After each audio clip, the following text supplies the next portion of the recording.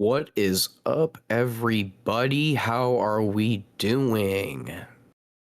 Oh, Big Come get some with the face reveal. Let's Yeah. go. Let's Yep. go. What a handsome lad we've got over there. I was just trying to, save it for the finals or somewhat, but then, I was like, big Mohongpa is here. I gotta match the energy. Gotta match the energy. We love to But see it. excited to see this one, man. The mighty elephant is himself popping out of nowhere to play this tournament. I wonder how his form is going to be. And going up against the mighty Batuhann. Yeah, What yeah. You know, A's has, I think, taken a long break, so I am curious to see if he's going to be rusty or not. Batu, of course, has been playing quite a bit recently, and he's been doing very well with multiple civilizations at that. And so I'm curious to see how this is going to end up. What do you think's going to happen? I know that, A's knows quite literally all of the most insane builds in the game, and he can pretty much do anything at any time. But Batu, solid mechanical player. Yeah, that's true.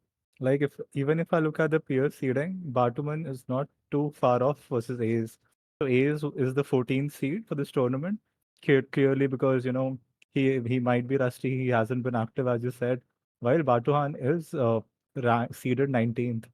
And you are right on with the player styles, the player profiling. Batuhan has been pretty active. Free food party for the win. But Ace, man, I'm telling you, even a rusty Ace can, dethrone a 2K Elo player very easily because his strategies, man.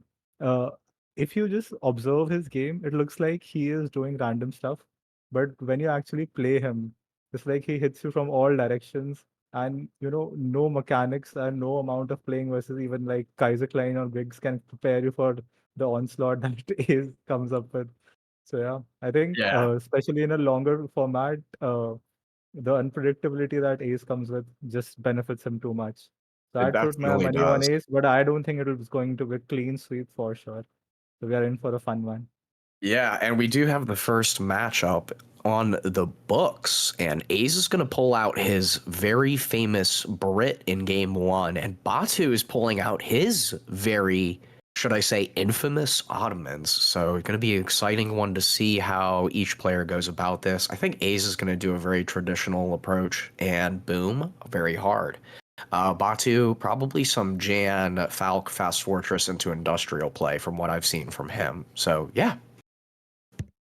Yeah, I think we credit Robrot and Lionheart for the GMT build, but we have to remember that Ace is the OG when it comes to all the unorthodox build.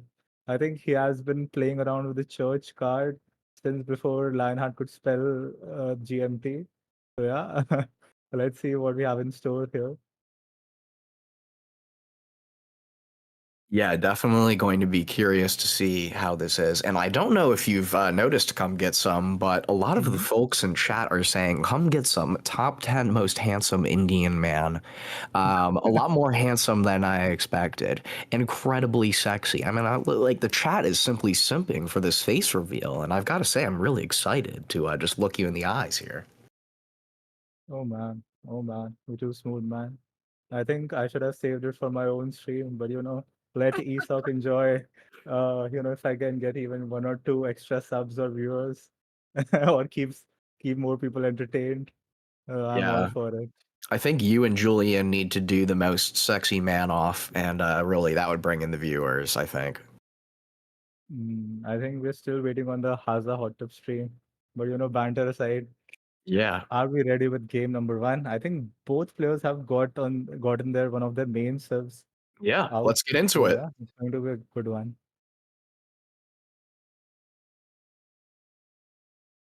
Yep.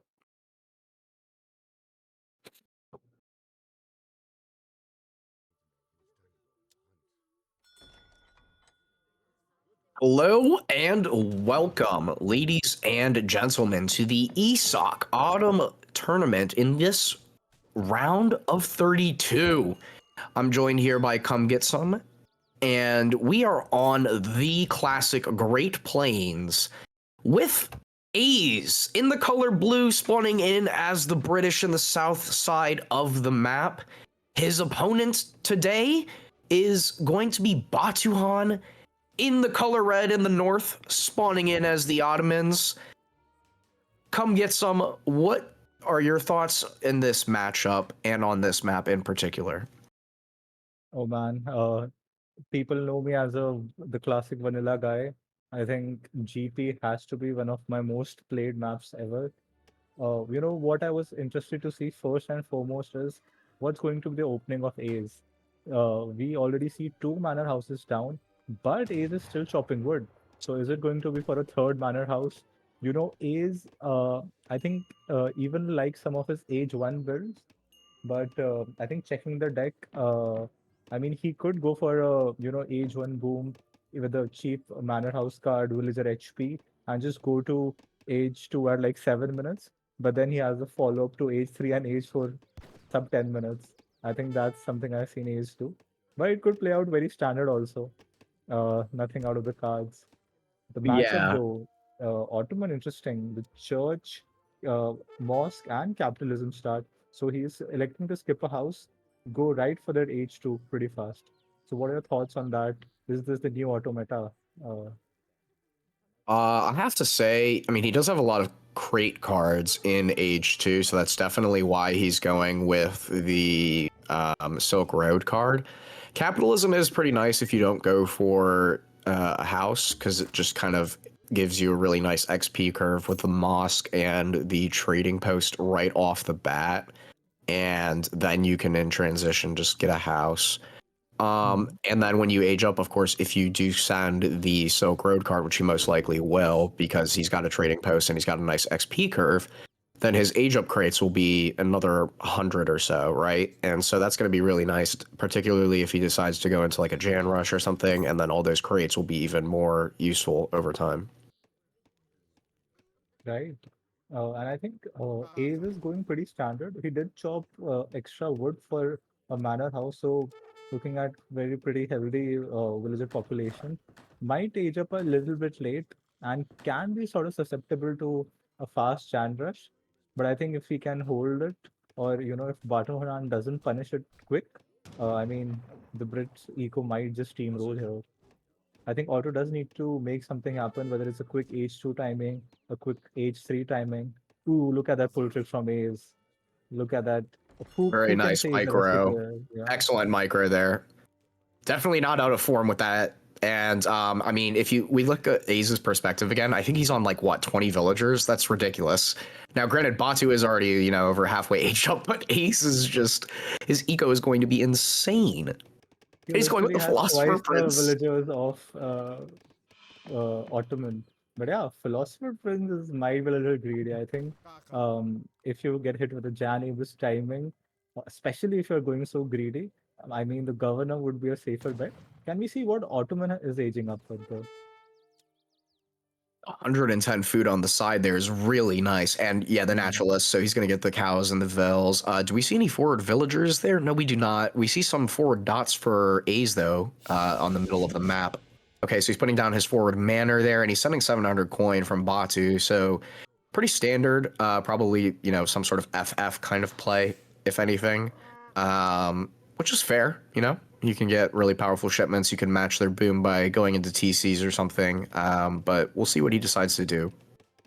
Yeah, I mean, pretty interesting H2 politician option from Batu. I mean, I honestly haven't seen this opening. I know that Ottoman does not have the governor age up with the far forward outpost and 200 coins right now. But I think quartermaster, the 400 would age up is usually the way to go for plopping out infrastructure for the second TP. But yeah, uh, Batuhan going for the two cows, two settlers. So I'll be interested to see how his timings plays out. Yeah, it's definitely an interesting age up option. I think in place of the three vills at the beginning and then getting capitalism on top of some of the extra food from the cows, that could really be beneficial. But I agree because the quartermaster is just tried and true. And if you do that and then you send 700 wood as the Ottomans, you can put down a racks, a house, And then you can also put down a TC as soon as you age up. We do see A's being very aggressive here and double raxing with 2 villagers here. So definitely going to be trying to apply some pressure. We see 700 wood being shipped as well. Yeah, he's going to have a nice FB here, and he's going double pike. Oh, God. A is the original pike enjoyer. Can you just quickly check what's the line of sight? What does A see? What does Batu see? Has he been able to scout these 2 forward barracks? Not yet. And what is Batu aging up with? Feels like 4 Abus. He's definitely slow aging, I think. The Oh, he's doing the scout is going to be delis. 4 Hasar, yeah, 4 Delhi actually. Now, he is plopping down a lot of infrastructure here with a lot of his villas, so he's getting a racks, a market, and 2 houses. These pikes are going to be popping out here.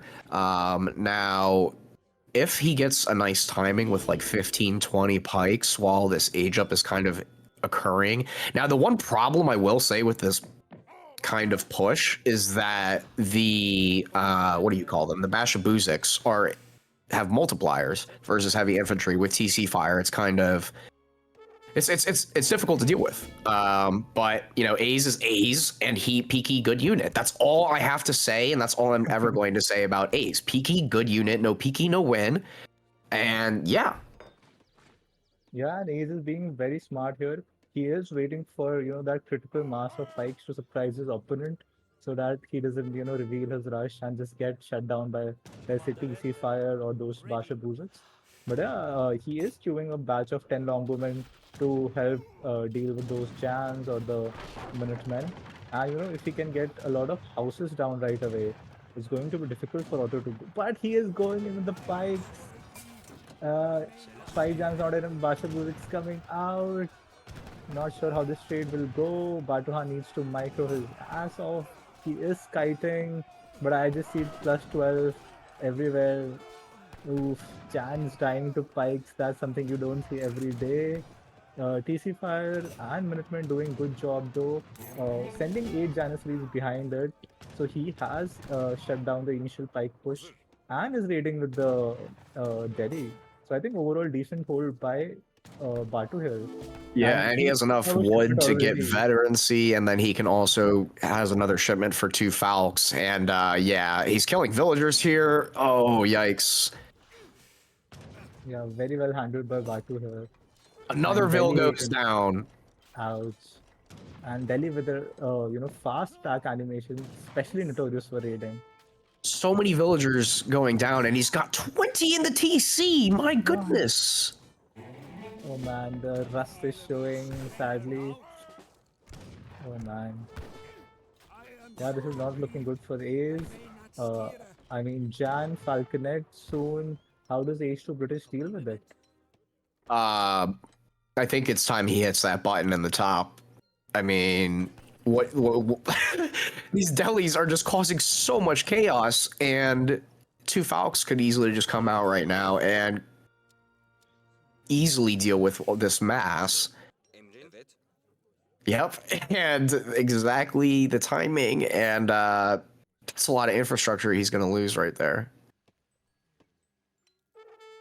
Yeah, can we have a quick look at the will count of A's after all those pesky raids?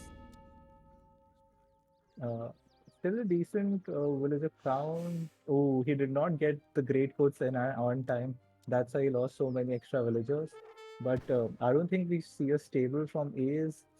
How will he deal with those pesky Janissary foul composition? Maybe he'll just run around from the side of the map, try to kill some houses. He knows he can't fight this army head on. He needs to just buy time and maybe hold uh, around his TC. Ace is known for his famous pops, where he Yes, gets but shipments, Minutemen, everything together. like Vet Jans and 6 Abus coming to defend his base right now, and I mean, there's just nothing that. Yeah, I mean, the Pikes are gonna get a Vil, peaky good unit, of course. But yeah, he's gonna be doing just fine here, I think. And yeah, not looking good. The scores are reflecting that, because whenever you're playing against Otto, especially as Brit, if they're outscoring you, you're in a deep Oh, deep yeah. spot of trouble. Yeah, and Batuhann has mustered a decent mass behind all this. He does need the veterancy tech, but yeah, that's looking like a one scary Ottoman army to hold. Yeah, and I will say that the Huss, they are coming out with steel traps, but if you think about it, like this Brit timing of the Cav coming in with steel traps investment is so late. And he only has 100 mana or 9 mana pop. But look at it, So Mahampa, pioneers coming in. He is researching the blunderbuss. He has researched the great codes. I mean, what does Brit have? He has like 40 military unit pop, but he has 39 villagers also. And I mean, might as well use them. yeah, I don't know though. I don't really think it's going to be enough to be quite honest. Yeah, Um, I think Ace's infantry is just too out of position, and this doesn't feel enough. you can't Vilpole past that many Jans. I mean, you could certainly try, but he's going to lose pretty much everything. And Batu drag boxing here, pulling the Falconets into the middle. The Huss pretty much get melted. Minutemen getting called. The one Falconet will go down, but he loses all of his Huss. 4 more Huss are coming, and all of the Vills, classic A's, all of the Vills are walking up, and they're just going to start swinging away with Pioneers and Greatcoats. The other Huss are coming in now, and he's raiding at the top at the same time, just trying to be annoying, and the Jan's going to melee. Abus are trying to just kill as many of these Vills as possible. Imagine if Musketeers these coming back musketeers in to were in the reinforce. fight already.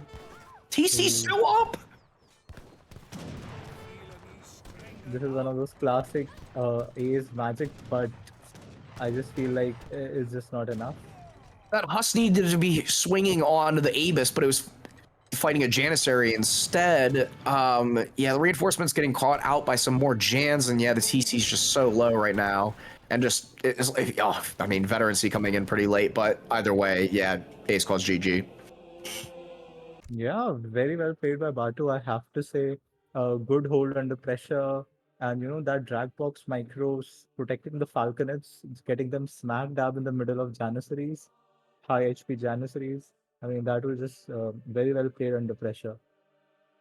Yeah, And yeah, Ace just well looked deserved really win. rusty. I mean, the timings from him were probably like a minute and a half slower than they should have been, probably 2 minutes even. And you know, when that kind of happens and you let auto kind of just age up to 3 4 pretty much free, then you're in a, yeah, I mean the villager graph as well didn't really get a, as some people in chat might say, bad boom as Brit.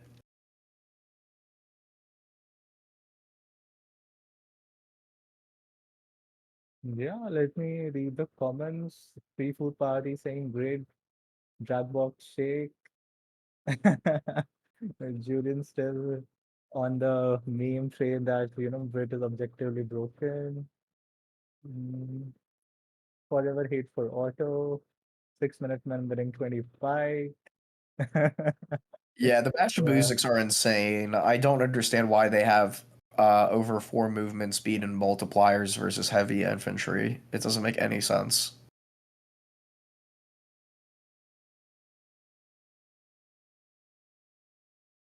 All right, let's get you guys to the next game.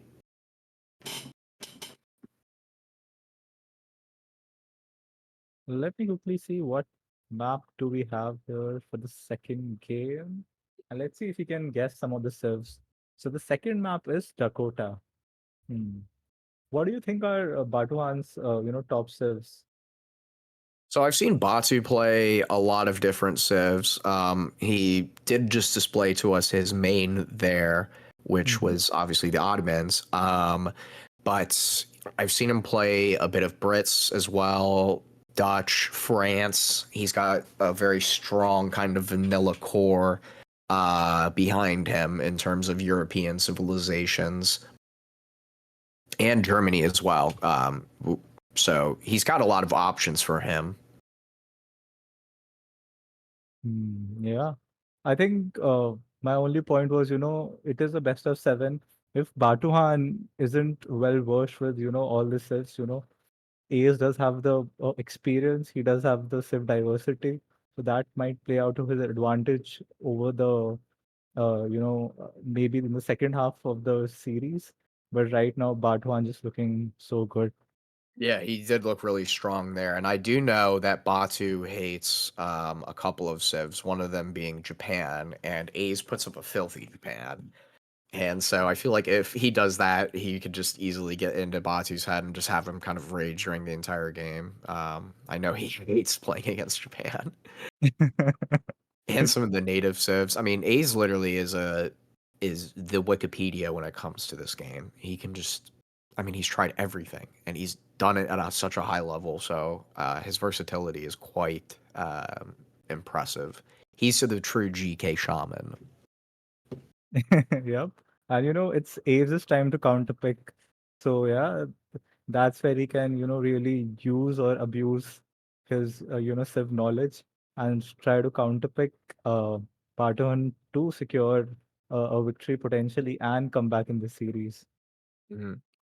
Gaius, if possible, could you turn up, come get some a little bit? The chat is requesting some audio.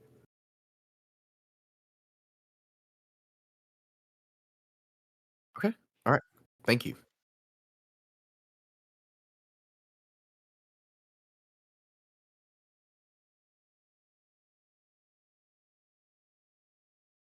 Hmm. All right. So let's look and see what the next match is. I'm not sure, but yeah. We'll definitely be very curious to see if this goes later. I think that what you brought up is a good point. And some people in chat also pointed out that Aze is a mega troll in tournaments, and that's pretty true. But he's also very experienced in that sense. The funniest thing I remember a series between Ace and Kaiser Klein, where Ace played the most standard, French you can ever imagine. I honestly thought it was the Civs were turned around, and Ace won that. So, Yeah. Ace does have those solid mechanics as well. Uh, but yeah, would love to see Ace bring his A game back and give us a good show Yeah, because I thought that Bato was going to looks be in cruise the control. yeah, I thought that was going to be the case with the Brit game because his Brits are insane, and he kind of just piked it out, and yeah. When in doubt, pike it out. Yes, yes.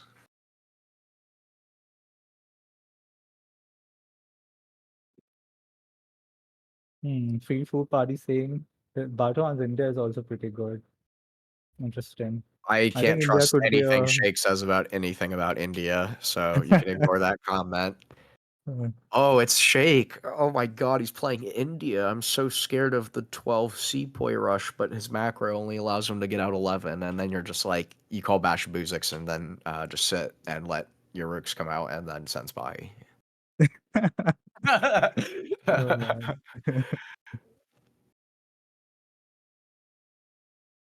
Yeah, Shake should be banned from playing India. I don't know what it is, but he's good. He's a great player. That's the thing. That kills me, man.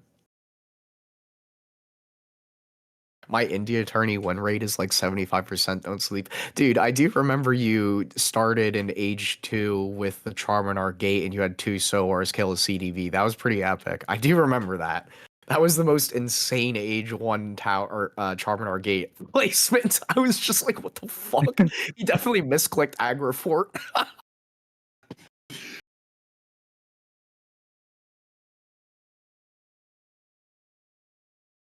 Hmm. I think the players are still figuring out maybe some server issues or something. Not Yeah. sure if they have started game two, but yeah. Meanwhile, Mohangpa, I'd love to get your thoughts on the overall brackets, if you will. Yeah, I mean, in the round of 32, we've got Ketterboy versus Shake. We've got Lucas L versus Consensus, Kaleli versus Look Tom, Tabin and Swisher Guts, Soldier and Lionheart, and then Chef Sudis versus Easy. Mm-hmm. So there's a lot of really good names in that pool there that I'm excited to come and watch and see what they can do in the next coming days. Uh, Yeah. And according to you, were there any surprises in the round of 64? Or was it, what you expected? for the most part, I mean, there are definitely a lot of great games, and if anybody didn't get to see them, go watch some of the VODs on ESOC. They were definitely very entertaining matches.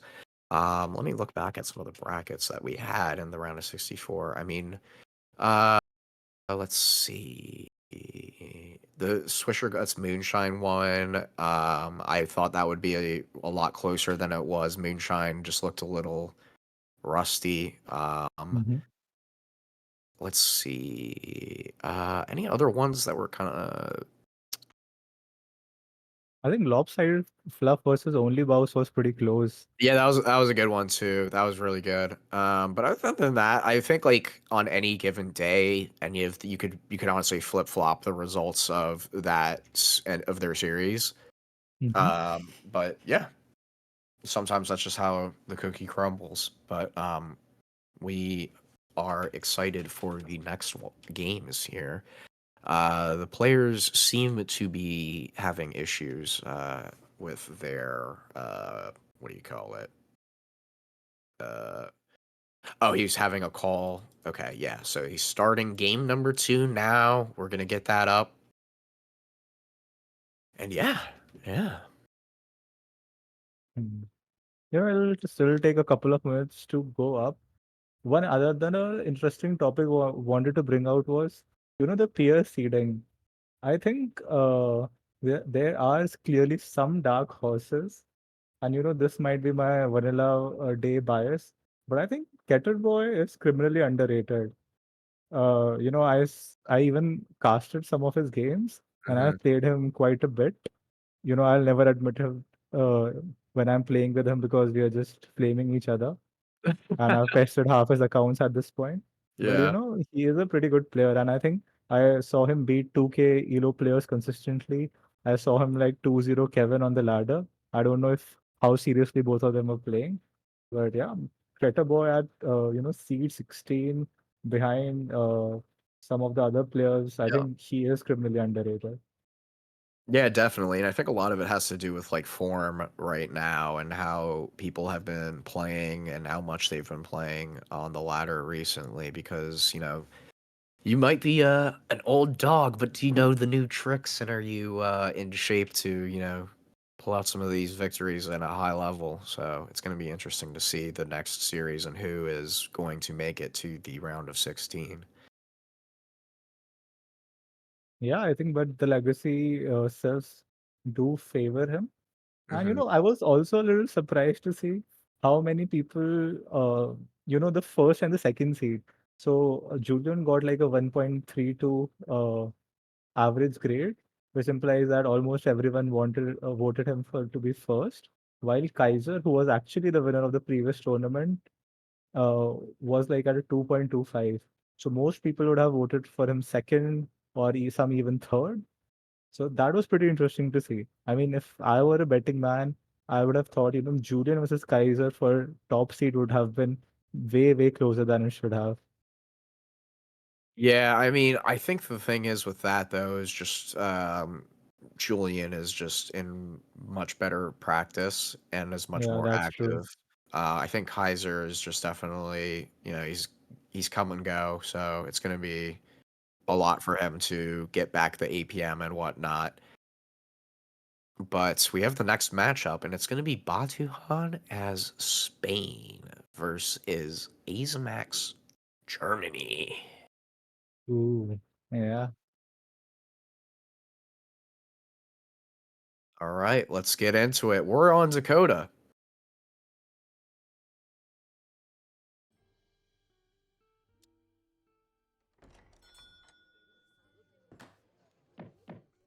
All right, welcome everyone to the second game in this series in the round of 32.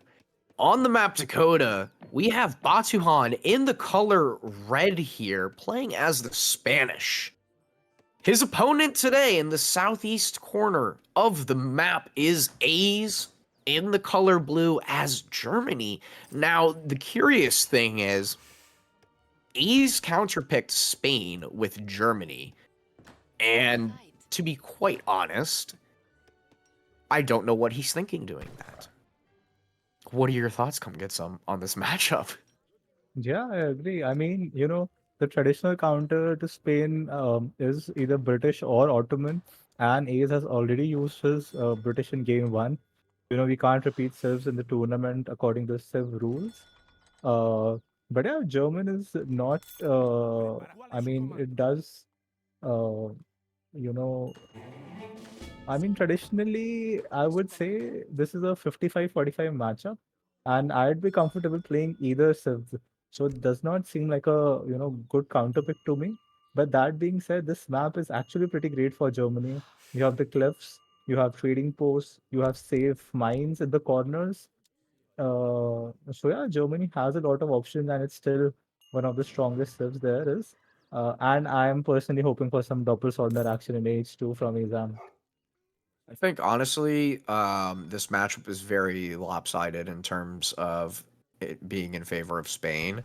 Now, the the reason is just because you have to micro and macro so perfectly, and you have to get out the right amount of dops in H2 to take down the tower, and then you need to get the Black Riders out. So if you're like a little, oh, wait a minute, is Ace? Oh man, Ace has got native treaties and landvers in the deck. Yeah. My goodness. So finally, we are seeing some A's magic this time. So what natives do we have here? I remember you have Cheyenne, Yes, which and may of not be course the best the option. CDBs. Yeah, the So yeah. cream. Hmm. Pretty Yeah, interesting. I see some people in chat saying it's like 55-45. I would agree, but like as Moonshine points out, if you're not brain damaged and you just make skirms with rods, like you kind of just insta win this. Like realistically, I feel like it's just so heavily favored for Spain here. And like Spain can greed, they can do all kinds of different things. Um, and just kind of be effective. But yeah, anyways, Batu here, he's about to click up now, sending capitalism. He does have his age one trading post in, and then yep, he's gonna be clicking up with the governor, of course.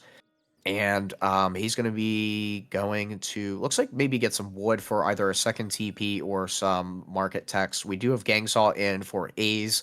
He will be going for a trading post. I assume it's going to be the far one, just because an aggro Spain in the middle with a tower could just kind of easily snipe your trading post. Hmm. Can we also have a quick look at Batu's deck?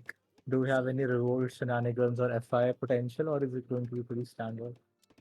Does have Spanish gold in the deck, does have all the HC military shipments. So it does look like a pretty standard Spain deck to me. I would really like to see Marvelous Year instead of 4 Lancers. I think that's just a phenomenal card. And we do see a lot of Spain players these days going into Spanish Gold 1K Wood with a second TP in transition. And it's quite a nice build, and it can get a lot of tempo because, like, if you think about it, Spanish Gold is basically just shipping you, like, enough coin for a Falconet. And so it can be really nice to supplement their tempo. Yeah. I think earlier I remember, a couple of years back, I remember the Monosif tournament where, Haza used to play just Spain and Kaiser just played Germany. And, Haza just had no answer to the German 8 wall wagon semi FF. It just shuts down all the skirm rod falconet timings because Spain doesn't have a skirmisher shipment. It's pretty hard to, muster enough skirmishers to one shot war wagons. But then, some of these cars like Marvelous Year, the town center age up, the Spanish Gold into double racks, skirm rod play, all these just turn the matchup around. Yeah, Uh, absolutely. We do see an in-base tower. Batu is getting steel traps, so he is going more eco here. Ace with a sneaky TP on Batu's side of the map. I think that's really clever. We do see some pikes being trained here. Has he identified where that's? He can't have, right? Because his explorer is not nearby. Yeah, so he has not spotted the tower. Ulan's popping out here. Batu, next shipment coming in, it's going to be 700 wood. Now, killing the Spanish explorer is really important, especially because, like, their dogs are just age 3 Huss, basically. And so killing that, getting the XP, and denying the scouting, as well as denying any dogs popping out, is really important. Ulan's going to raid, and then the pikes are going to go after the TC. So nice little play here. Yeah, I'm curious to see what Aces follow up with. It is 700 wood, so it suggests that he might even plop down a second barracks, potentially some of the native trading posts. Because if he was going for a semi FF, I think 5 pikes is all you need. You get the 4 cavalry for free. Ooh, the Ulan might get the villager. Batu is reacting well. Is fine that sneaky villager. Yeah, I mean, So getting nice that first reaction one is time. pretty sloppy because he had line of sight from the trading post, so he knew that the Ulans were coming in. But either way, he's aging up. He's making musketeers here. He's going up with the adventurer, so interesting. A's 700 wood is almost done. He's making more pikes. I think I would have liked the 700 coin into an H3 follow-up here, but I think Ace has some other ideas. He is already building the trading post near his base. So yeah, probably will play a little bit longer in H2. It'll be interesting to see. I have personally never seen this build from Germany. It'll be pretty interesting to see what happens. Yeah, he's really got a thing for his peakies, man. And if he gets some of those Kree trackers out, they have really high hit points. So he could create a 3-piece comp essentially. But yeah, I think it would just be wise to age here. But he's making CDBs and crossbows now. Oh wow, and he's greeting behind it, going for the 2 settler wagons. Interesting. The thing about playing, Germany late age tours, they just don't have the best units. I mean, you have No. Crossdome Pike, Yulan are paper units. They have high attack, but they just die to Crossdome. I mean, he could supplement the mass with the natives, but you don't have a particularly strong natives on this map either. So yeah, I mean, what is Ace's plan? Will he age behind us somehow, or will he stick it out in H2? I'm very curious to see how Ace is planning to play this out. Batu's up. He's getting veterancy for his musketeers, and the 2 falconets are on the way. And the one thing about the natives on this map is they're so expensive. Like, let's take a look at the price of the Cheyenne riders and the Kree trackers. They're very, very expensive.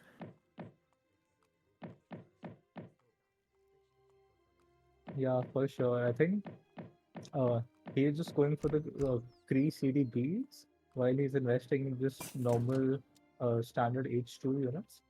Can we see Ace's? Oh, so he is going for the Cheyenne riders. Okay. I think next card would be native treaties. There it is.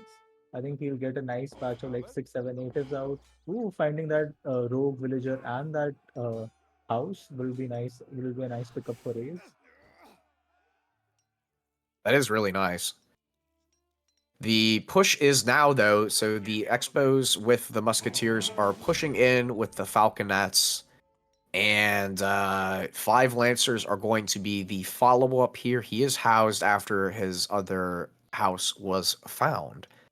Now, Aze, what is he going to be doing here? Musketeers left in base for Batu, just in case there's any cheeky raids.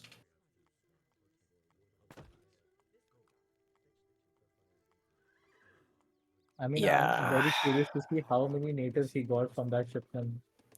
It's only like 3. It's not Man, much. no, and it's like 2 Cheyenne, 4 Krees, and the 2 Yulan that they Ulans, get from him. yeah, that is So it is a true, pretty. but... Oh, okay, Oh all right. man, He might get a nice surround here.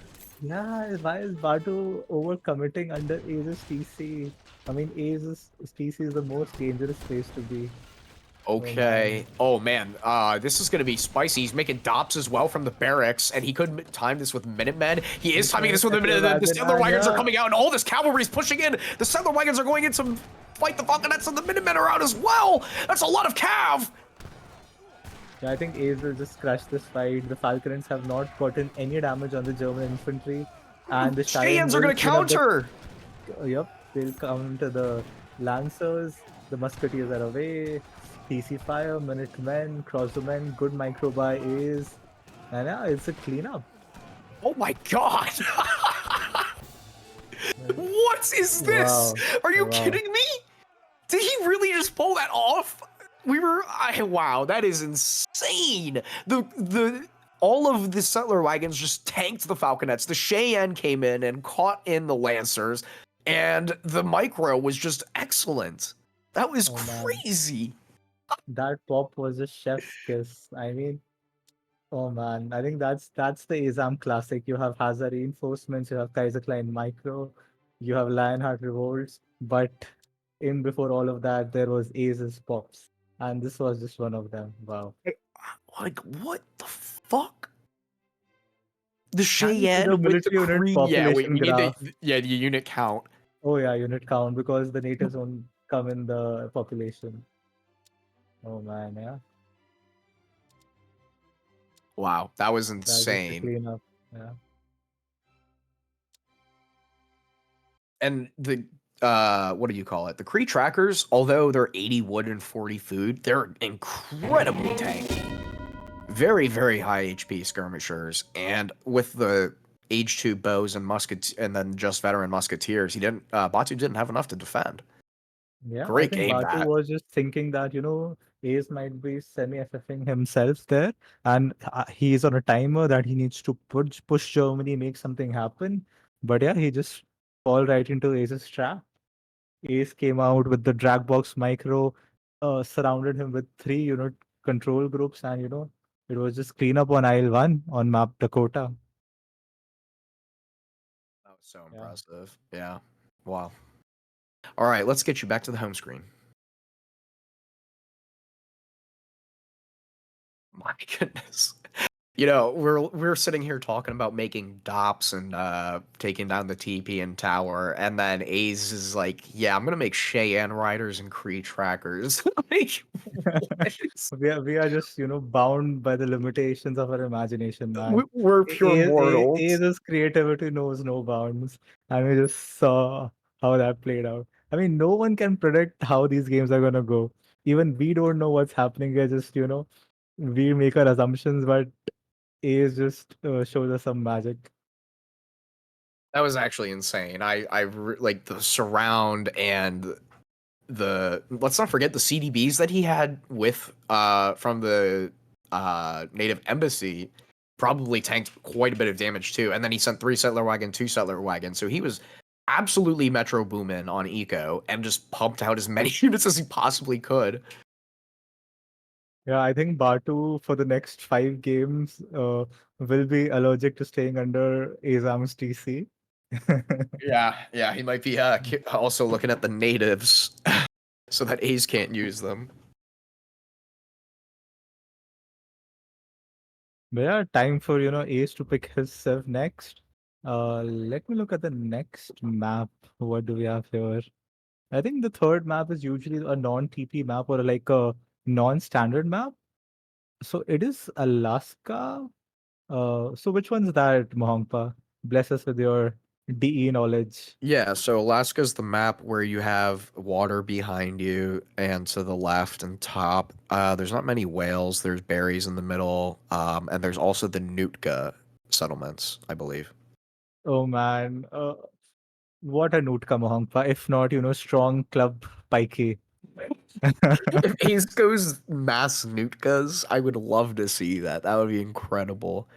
I also believe on that map there's like 2 or 3 gold mines tucked into the basin of the mountain on the right-hand side. So it's really an interesting map. A lot of opportunity for unique play. Yep. And I think maps like this, open maps with natives, with sea, with lots of options, not lots of opportunities to surround, be chaotic. These things just favor A's, I think. Yeah, they But do. They definitely do.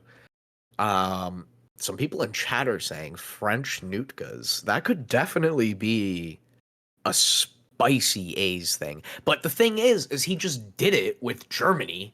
So is he gonna do another native build, but with a better native civ? That would be hilarious. yep. Russia, maybe some Japan. Um, I think Batu could be playing Dutch. I could definitely see that. we'll see. We'll have to check it out. But I love this map. It's fun. For sure, for sure. Oh man. You brought up the French civilization, which would be actually perfect for, what Age is trying to pull. Which still has the best natives, which still has the best villagers, which has the most, options. They even, in one of the patches, they even, buff the hero trading post build speed. So, I mean, it just synergizes so well. I'd love to see a Aizamk, a French CDB native rush. Yeah, and that is a great point. Like, it's kind of the Civ archetype to Azam's play style, and I think it could be a French mirror potentially. I mean, both of these guys love French, and to be honest, if you're a top player, you've got French in your locker. So curious, without the TP start, I mean, there's different options that you can go here. But once we get the Civ picks, we'll definitely let the chat know and get into the game. All right, Aze is hosting the lobby, and Batu is now joining, and we'll get underway. Stereotype music with an A1 comment. Batu probably scanning the chat for all the speculation about what crazy stuff Ace could do. Yeah, I mean, if I were Batu after that game, I'd definitely be considering the rod button and what Aze could You, be doing. you know what my theory is? Ace is one of those old vanilla players when, map hack used to be so widely abused.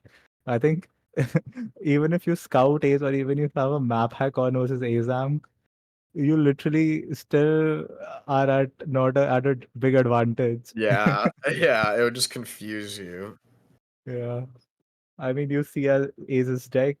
Uh, even now you can see what trading post players have built already on the map because Exactly. it shows on the score. But still, there's always the surprise element.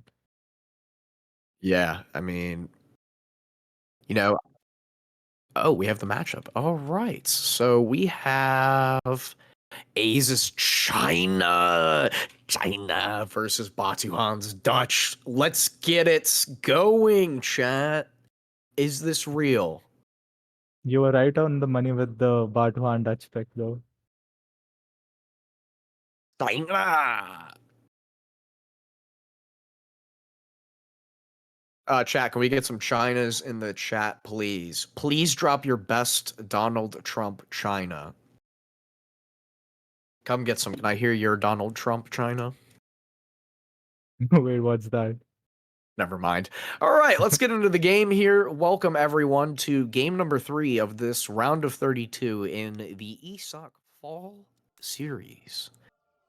In the west side of the map, in the color blue, we have Mr. A's as China. His opponent in the northeastern side of the Alaskan map is none other than Mr. Batu, playing as Dutch. What are your thoughts on this matchup, I have Mr. Come Get no Some? idea what Azam's going to do because traditionally China is one of those, very strong fast fortress civs.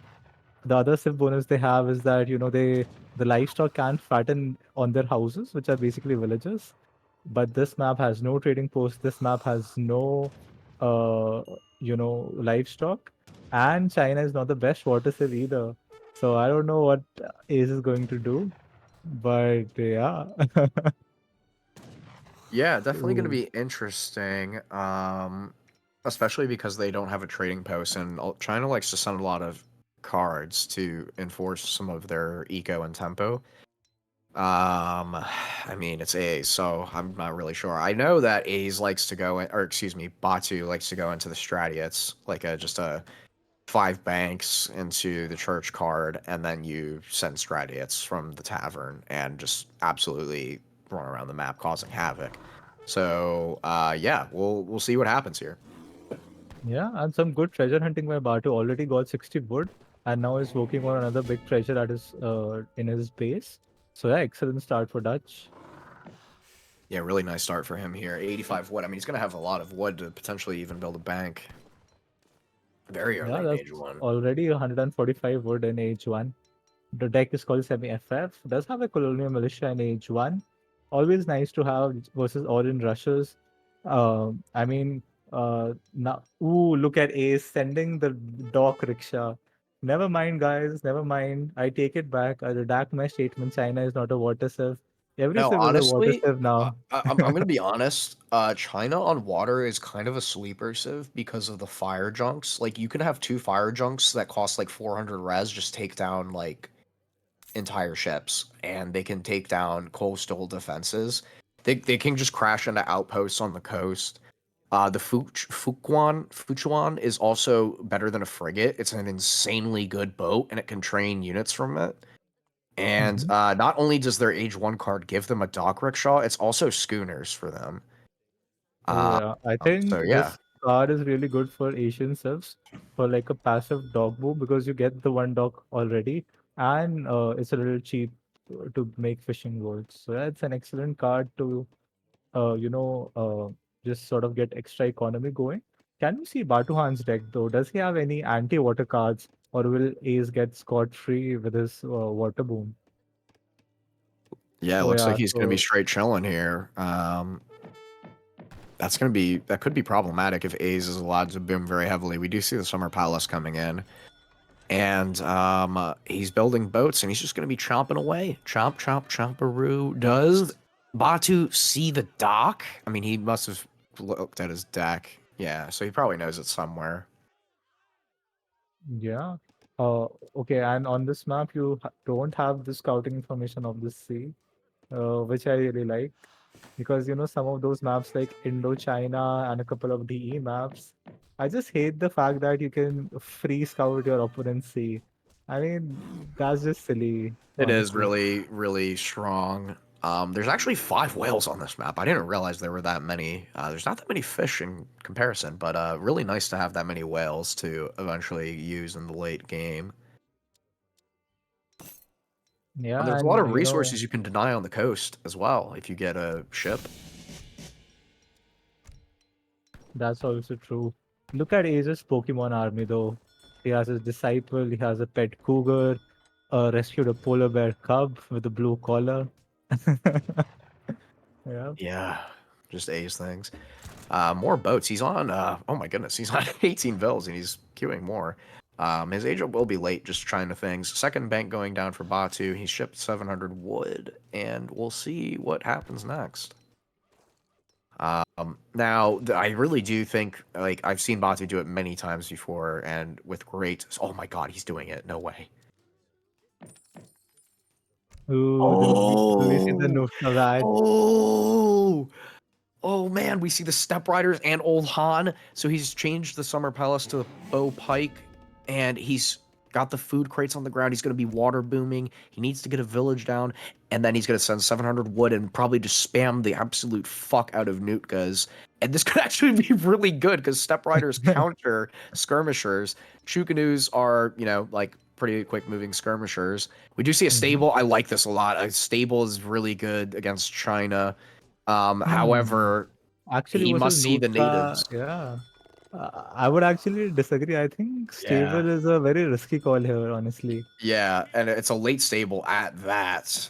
And when you see that A's is going Nootkas as well, like, you probably want to go like Skirm Pike or something of that nature. Fourth bank going down at 550, and he's getting his back market. The Polar Bear is scouting, and in come the Step Riders to siege. They get a lot of decent damage, and they're going to kill the Explorer. And there's a Vil out there as well that's going to get picked up for its troubles. Really nice. Envoy Yeah. going to go down. He's going to get some more idle time from villagers. And here comes the first wave of Nootkas, continuously making boats and just going to harass this eco of Dutch. Yeah, nice defensive bank placement by Batuhan. But yeah, a little sloppy with the villager control there. Losing a villager for free like in game two. But yeah, this is a big, sort of army here. There is not enough Hussar to push this back. He either needs a good pop of Minutemen. Oh, actually, 8 pikemen, what he's shipping might come in clutch. Let's see if he can, make something happen. Ooh, Nutka might catch the Hussar Oh though. boy. A's peaky Yeah. micro is terrifying. Another house. Yeah, he's gonna need a house. So this is gonna be quite interesting. We do see the 9 Quang pikemen, or excuse me, Chang pikemen. Chang from A's coming in. Does he have a forward village? He does. Okay, very nice. So they're gonna pop out there, and then he's gonna have a decent amount of siege. And then following this up with the Chuka news, and yeah, he's on 28 villas. Does he have a consulate down? I'd be curious to see if he put one down with the 700 wood. No, but the wood is on the ground. Sieging going on the front line here. The pikes come out, and he's gonna back up. Yeah, I like the decision of shipping the 8 Chokuno. That's the perfect reaction to the 8 Pike. Can we look at what Batu is doing? Is he trying to sneak an age up? Is he trying to add a barracks? What is his plan right now? More Hussar in queue, his hunt going away, villages on berries. That's always a Yeah. bit awkward. Oh man, I mean, and a nice sneaky boat there from A's to get line of sight in case there's any counterplay on the water. Now, yeah, I'm a little concerned here for Batu. His food is kind of running out, and he's making Huss. Huss are engaging with the Step Riders, and he's going to drag and pull trick some of his units away, get the villagers inside. But now sending CM, yeah, I mean, I don't know. Yeah, after the nerfs, I honestly don't like CM too much. I even prefer the 2 outpost cards to Colonial Militia. Can we see the HP on a Nootka Club, man? Do TC Fire with CM? Nope, I don't think it No, and they can will. also go into cover mode. Yeah, true. A's is booming though. Look at what he's sending. He's sending northern refugees, and he's built a lot of villages. So he's gonna go up to he's gonna get 6 more villagers, or excuse me, 7 with the TC. Yeah, And Ace yeah, might actually catch up in eco pretty quick with this card. That's 7 villagers in H2. Oh man. So yeah, it's a 42 really nice villages for card. Ace, 20 villages and 4 banks for Batuhann, which is like 36 villagers, little better market upgrades. So Ace is actually at par with economy with the ability to outboom because of the dock. So yeah, this is a crazy good strategy by Aizamk. Yeah, he's doing quite well here. And And China has the better H2 unit composition. oh, Uh, absolutely. He's got the map as well, and Chukanus are pretty decent, and cheap units to just expand. Making more disciples, and here comes the Xing Sha Mingling. That bear just tanked a huge volley of skirmisher shots. Yeah, the bear has got thick skin and fur. And that's a big boy right there. Bato mixing in skirmishers, but again, don't love his hunt situation. I mean, he'll need Micro of the Gods to try and push China off and secure map. Ace can just, sit behind, wait for Bato to click H3, and just then try to right click his base. Ace is in Absolutely. no hurry to push. He has a absolute and a gigantic eco behind all this. Now shipping in some army improvement cards. Uh, we already have a castle by Aizamk.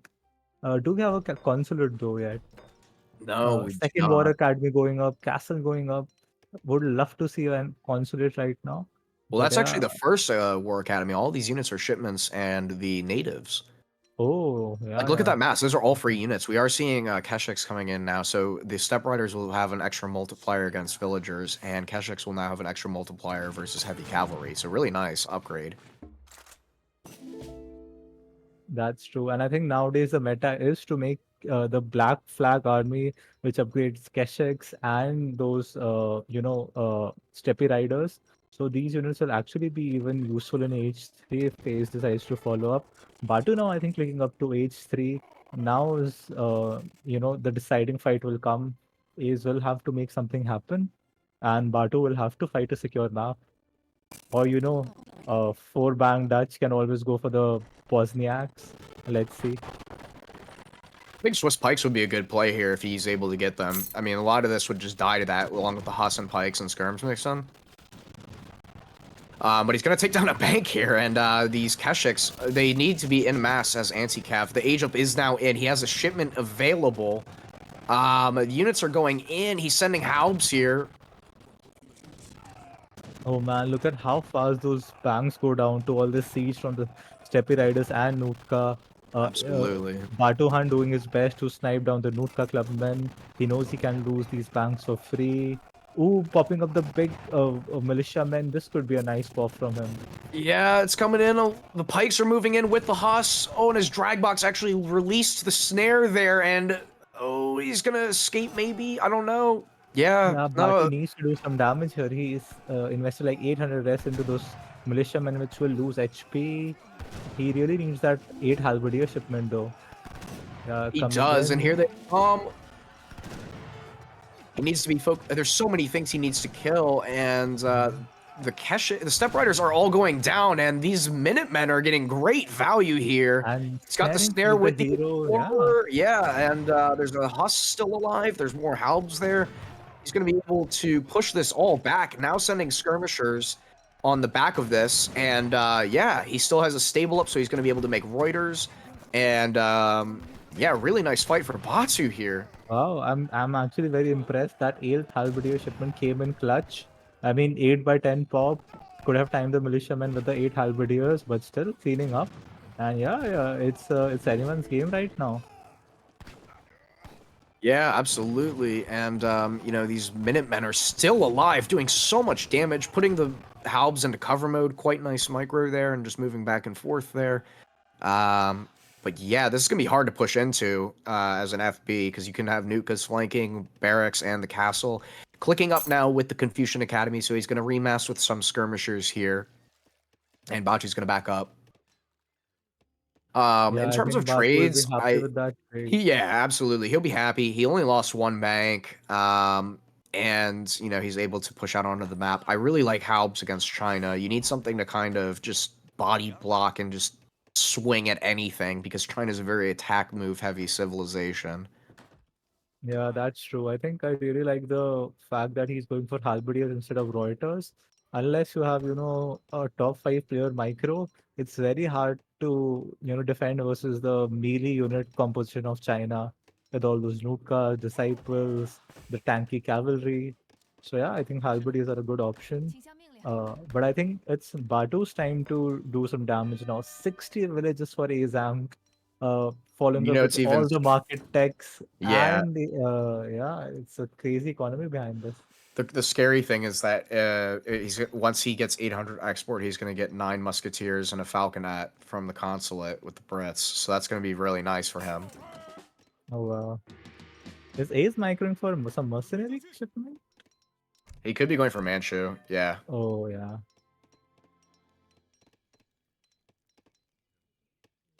I mean, that makes a lot of sense. Like, you mix those in with your Keshiks and Step Riders, and you've got a really nice mobile, because don't forget, Step Riders and Keshiks are both 7.25 movement speed.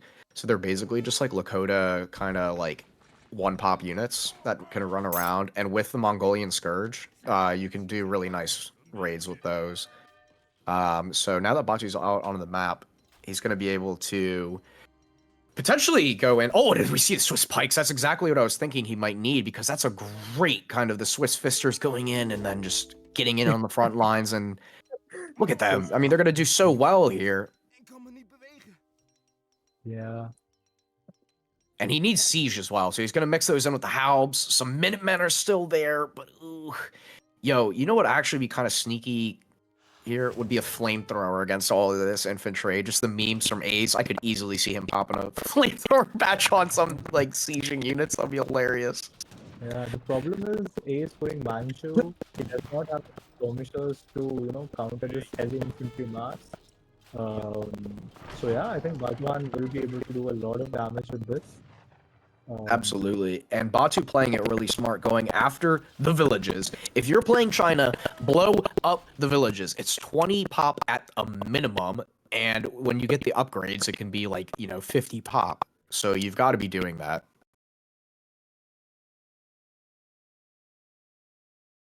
Little pause here from Batuhann.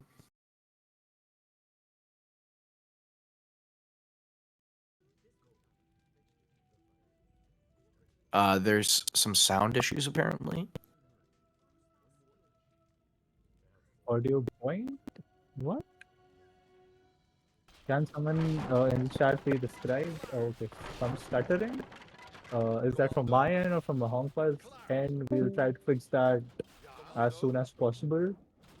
Meanwhile, we have Batuhann taking advantage of the Swiss spikes and the halberdier to do some damage. Ace knows he cannot take a head-on fight, so he's trying to do a raid, and Batuhann pulling his villagers near his army. Um, but yeah, Batuhann committing to the skirm halberdier There's the composition. there's a raid going on as well at the bottom here, or it might be just a couple of houses. Okay, yeah.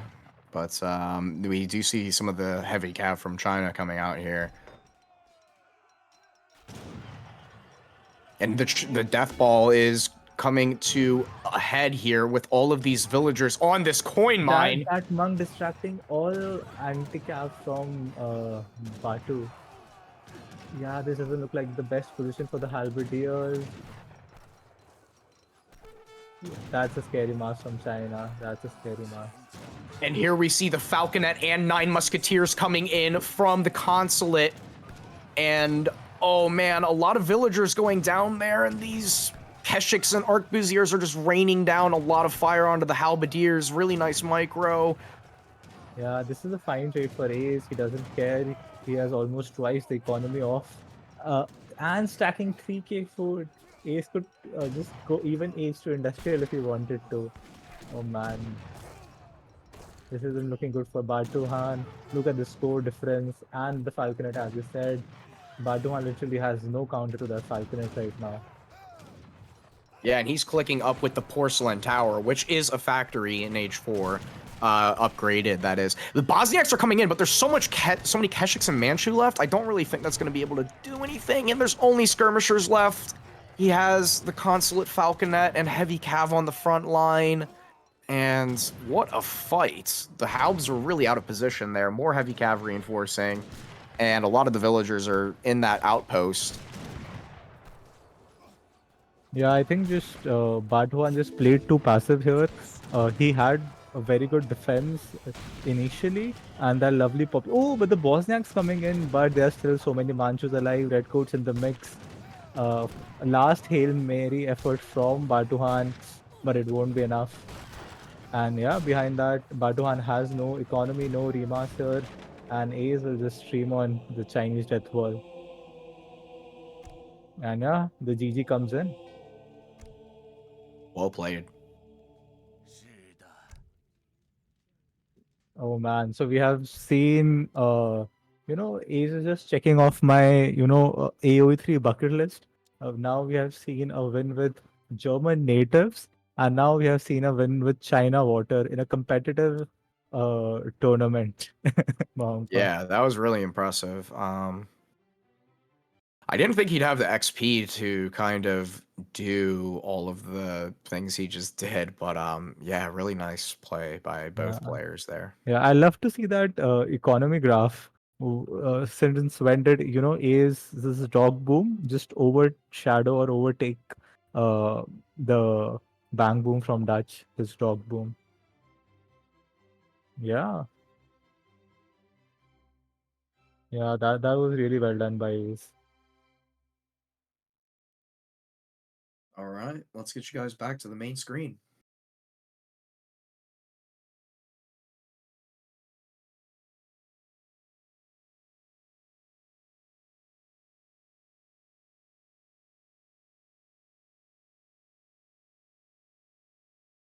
This takes the score in the series to 2-1 in the favor of Ace. Wow, things were looking a bit dicey. I mean, if you had looked at game one, but this is the old Ace we know we love. And yeah, pulling two back-to-back wins against a in shape Batuhan actually. I can't even say Batuhan played bad in either of those games. It was just the A's magic that prevailed. Yeah, absolutely. I think that was really just it wasn't really, there weren't any missteps or misplays there. A's just kind of outplayed, I guess. Yeah, let me see what the chat was saying about the last game. The Harbs overcommitting, songs can't keep up. Oh, so my audio is still a bit low, I guess. Wait, I'll try to fix that somehow. Just a second. Meanwhile, I'll leave you to the post-game analysis, Mohangpa. Let me tweak around with the my mic a bit. Yeah. I really liked that water play there. It was actually paired quite nicely with the cheap Nootkas and the cheap boats. Able to produce villagers, use the Summer Palace to get that first batch of Nootkas and the villagers out, Step Riders harassing, and then really after he sent Mongolian Scourge, he did kill a lot of Vills in the initial push, although he ended up getting cleaned up. But the overcommittal by the Halberdiers and the Swiss pikemen really just pushed him into an unfavorable position, and A's was able to kite with all of his mobile anti-cavalry dragoons essentially, and his pop with the falconet at the end there kind of just sealed the deal, and the Bosniaks were a little too late, unfortunately. I think Stratiots would have been really nice there since they have range resistance and good speed. But yeah, just quite unfortunate for him that he was unable to secure a lot of the map for himself. Yeah, very well summarized. Wangpa, let me get your thoughts while the players are, deciding on the fourth matchup. What are your thoughts on, the classic Bosniaks versus Stradiots argument as Dutch? I think some players swear by the new Bosniak shipment. They do have that heavy lance attack ability, but the Stradiots have been, as I'd say, buffed. Now they're the Red Lancers, and the Church card is also useful as it is, but it can be a little hard to slot those Bosniaks into an H3 deck for Dutch. So, what are your thoughts on the shipment? Which do you like better? It's won me games using the church card and the Stradiots, like, or excuse me, and the Bosniaks. They're both game winning at some points. I think the church card is just much better though, because you have access to the coffee beans, and then you can also, of course, in H4 pair the blue guard with the two heavy cannons. Um, and then being That's able to true. retrain Stradiots in the tavern is really nice. Yeah, I And agree. I Bosniaks are totally kind of weak agree. too. Like they're only good against like mass light infantry versus Stradiots can just tank and do well versus everything. Yeah, and I think Chargers are fast, they're better raiders, they're more versatile. And the neat thing about that, church card is it's a shipment takes like twice as long as the Stadiates to come in. And once you already have the church card sent in, you can time the Stadiates anytime you want. Yeah, So it makes for, exactly. some better pops. So yeah, I completely agree with you as a Dutch enjoyer myself. Yeah, and I think Swiss pikemen have kind of lost their place in the meta, but I do think that they're a very nice piece to add to the Dutch military shipments in H3.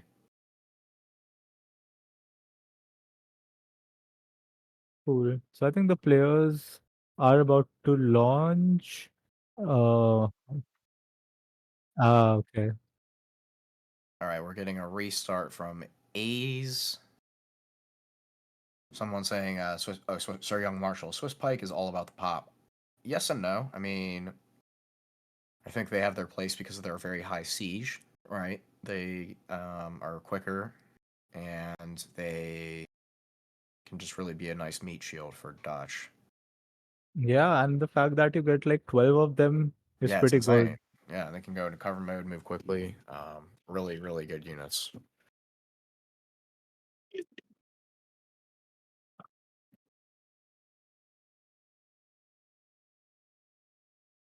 M Hong PA forgot to hide the lubricant in the background. Nah, bro, I have the best skincare routine in the game. We've Uh, got our Vaseline Cocoa Radiant Shea Butter. We've got our daily facial moisturizer with SPF 15 as well.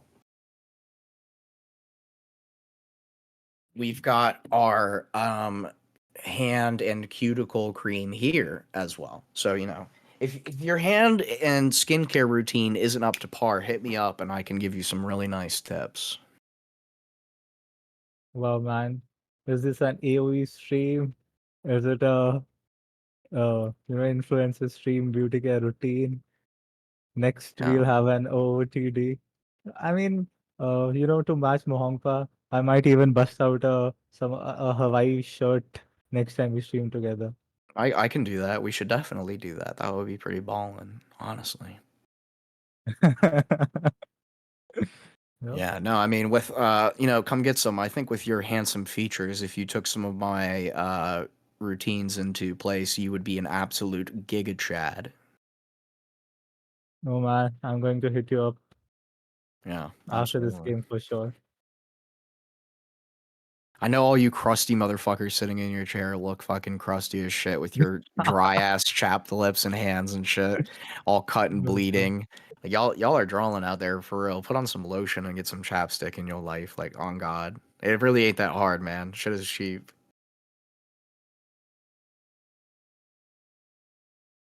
Where is your plastic pool and bra? It's in the basement where I keep the kids. Oh Uh, god. it's only on the weekends I pull that out.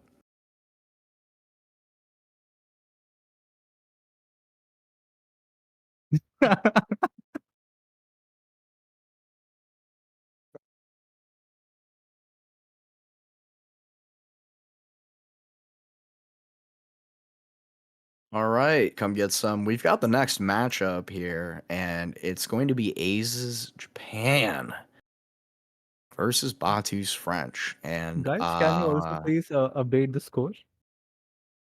yeah.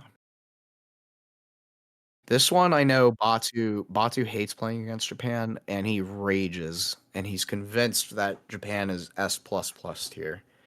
And I think honestly the French Japan matchup is kind of bad for France. Um, it's I mean it's not bad, but it's certainly not good. What are your thoughts? Come get some. Hmm. First, let me see. Okay, so uh, Ace counterpick second. So even this game, Ace got to counterpick Japan versus French. Which map is it again? I think on trading post maps, I'd still say this is a, sort of an even matchup. I think French 12-10.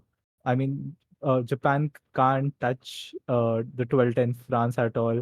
You can safely hit an H3 timing, and Japan is just left behind. But on non-TP maps, on sort of water or hybrid maps, Ace can just run him around. Uh, and I'm just excited to see some Ashikaru raids or some, a quirky consulate FF build from Aizamk. But yeah, I think I actually disagree. I don't think, again, Japan is a strong counterpick to France.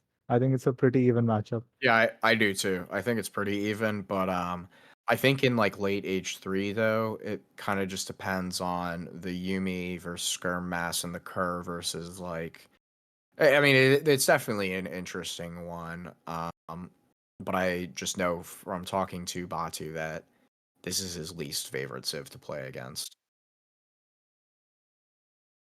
All right, everybody, let's get you guys over to the game.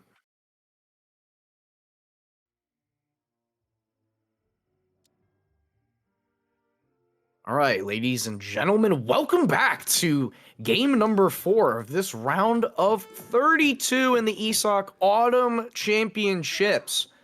On the eastern side of the Korean map, we have A as his very, very famous Japan. His opponent today, in the color red, as the French, Batu. And he's going to be headed to that TP line, and he is going to plop himself a trading post. Come get Yeah. some. Let's what do you this is a great map. It's a classic. A lot of great options. The Jesuits are fantastic natives, and some decent water options for both players to just get simply food, but nonetheless, a nice little backdoor dock option.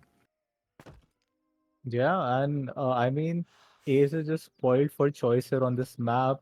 He can go for the three boat age up. I know he loves his good faith agreements card. Interesting to see he even has that hero card. Usually you see that on Yukon. I'm not sure if it's the best one here. But yeah, interesting. Ace has already made, I think, two shrines, and he is chopping even more wood. So again, this seems like a pretty non-standard opening, honestly. Um, Yeah, so he's got 3 and he's getting oh, more he got wood. 3 already? Yeah, so Oh, okay. very nice, honestly. He's getting the boats down, he's placing down a 4th shrine, so his eco is going to be great. I will say on this map, the Jesuits, yep, and we see it already from Batu, the native card. And honestly, the thing that kind of makes the H2 play for France against Japan kind of hard is just Ashi's just simply dump on musketeers, but the royal musks trade evenly. So that's a really like essential play. Every time I've played against Japan as France, I've kind of struggled with that because bows just play like shit. And then the Mhm. Nagi timing comes in, and then you're just like, well, I need coin for other stuff. But the bourbon musketeers are a really good option. Interesting. I think Jesuits are indeed one of the strongest natives in the game, but also Japan that typically likes to go, heavy on infantry. They might not be the best option, and you can't siege shrines with Jesuits. But yeah, as you said, Royal Musketeers might be a good option. Yeah, Uh, Now the thing is, Batu is going for the standard 14 villager age up as France. So, he won't have a quick H2 timing.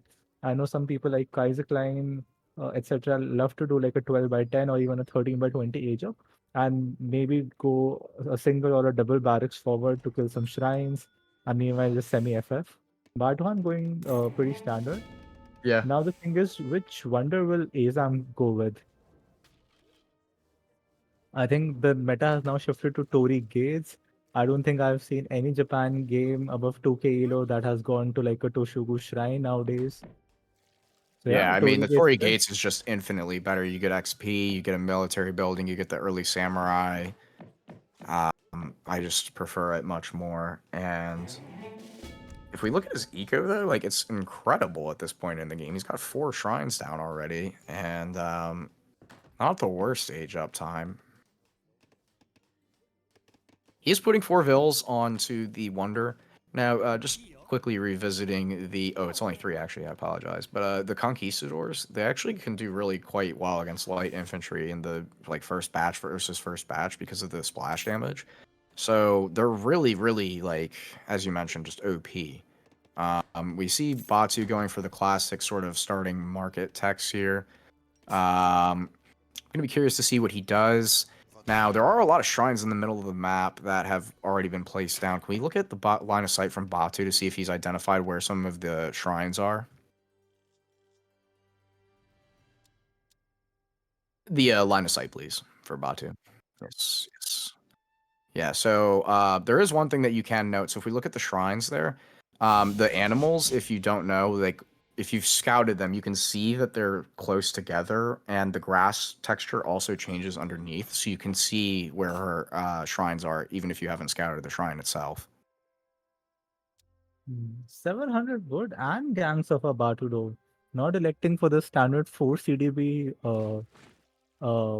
card. And he does not even have forward villagers out. What's your take? What will he use the 700 wood for, Mahamka? I don't know. I really don't like that, to be honest. The 4 CDB is just so much better. The samurai coming in, the barracks coming in, and the early Shogun Tokugawa. So is it going to be an early, daimyo rush? Now the next card could be 5 Ashi into 5 Ashi, and he'll just ship them straight to the daimyo. And Yeah, it's and just so hard to get good trades versus a batch of 10 musk from Japan. yeah, absolutely. And he's gonna do just that. The daimyo's gonna boost, and oh man, these bows are just dead. Like he's making Nagis. Look at his eco too. He's gonna be able to get out of a batch of like 4 or 5 Nagi if he cancels one of those Ashis. Like that's insane. He Yeah, had such a greedy age 1, but that Bo Pike 200 against this. IQ adaptation by Ace scouted the first act, first scouted the first batch of bows and immediately had the awareness to put his daimyo on Naginatas. Wow. He But gets a he might full actually bash. give it away. He might actually give the Nagis away to the hero if he's not careful. Yeah, and oh, okay. Well, I mean, either way, he's gonna have his timing now. He's got 3 Nagis and the Daimyo, And he's got Can you 7 tell Batu's Ashis. perspective? What does he have for an answer to this H2 push?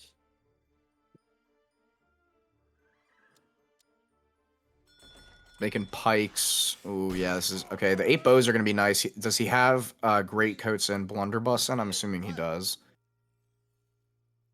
This is actually sort of a good counter build to what Ace is doing, honestly. So if Batu can micro well here, I think he has the perfect counter to this strategy from Ace. It's all about the Yeah, micro now. definitely. He has enough bows to sort of one-shot Naginata riders. He has enough pike to cover them. The thing is with cover Ooh, mode is when you go into cover mode, you lose your melee resistance, and he's just letting the Nagis do a lot of damage to them. Look at that. Just lost like 5 pikes for free. You have to pull yeah. them out of cover mode after the volley goes off, because otherwise you're just going to lose. And oh man, he's drag boxing really hard here now. The pikes, again, in cover mode, being meleeed down, and oh... Ooh, nice clutch batch of Minutemen, though. Should be able to hold this. But The thing is he has what the is the best mobility. trade, though? Yeah, he has the mobility of the 4.5 speed movements, and he's just going to walk away. And he just killed a lot of pikes for decent value. He loses the samurai. He's got both of his heroes up. The daimyo manages to survive, but we do see double racks musketeers now. But I really don't like that trade. Wasn't really that good, to be honest. Yeah, behind this, Japan is still okay. And I think if he forces this into a sort of an H2 battle, which I think Bato is right now forced into, Bato did not get the best trade. Uh, he will soon be out of hunt. And late H2 just goes better for Japan. They have the better unit composition, they have the stronger unit upgrades, they have a stronger H2 eco as the game goes on. So Bato really needs to, get a good trade and try to sneak an age up. Otherwise, I don't see him winning. Ooh, Yeah, nice pickup that's a though. nice pick up here. Yeah. Oh wow, that was a nice lock on. Getting 3 Ashis. But I mean, that's like, all that could easily get cleaned up by like a batch of Yumi and Nagi, Yeah, in that's addition not to enough his anti-cav, I reinforcements. feel. Minutemen have been called as well, so he's not going to be able to comfortably age up. We do see a reinforcing 6 batch of musketeers, but taking out this barracks isn't the end of the world because, of course, he has the daimyo, and he also placed down a stable in base, so he's going to be able to just, buy himself quite a bit of time here. Yeah. I still think this is a decent trade for Bartu. Got 3 Yeah, musketeers for free, got the barracks down for free. But yeah, I just hope he doesn't commit the mistake of overcommitting under Aegis TC again. He is doing a good job trying to scout what Aegis is doing in his base, but I don't think he's ready for the flank from behind. yeah. The units are repositioning. One villager does go down there. Stables starting to get sieged. More reinforcing musketeers. Yeah, no, he's okay. Good. Oh, he's gonna need to pull out of this because there's just not. I feel like with the Vil pulls and whatnot with TC Fire now researching Western medicine to get the hit point and attack upgrade for his villagers. I think what Sieging down Batu is doing shrines. now is fine because it's very hard to replace shrines right now because they Hmm. cost 125 wood. He hasn't sent the shrine card. He is not on Portuguese consulate. He knows he is went sort of all in with the build soon. But nice 5 shrine wagon card to replace those shrines. Yeah, from the Uh, daimyo. Very nice. yeah, and what is Batu doing behind all this? He had a window of opportunity to age. Is he doing that? And he is. Yes, excellent. Excellent counter push. Nice job, sieging shrines. Nice mass to go into H3. Overall decent H2 play. Yeah, just like that, Bato is back in the game. Now I'm just worried about his hunt situation. Does Yeah, he have a safe hunt to push out? He needs to, secure the map with veteran Musk and to Falconet somehow. yeah, it looks like he's macroing for veterancy, and we do see Ashigaru Musketeer attack coming in, and is Ace pushing? I feel like he's going to once he sees the age up.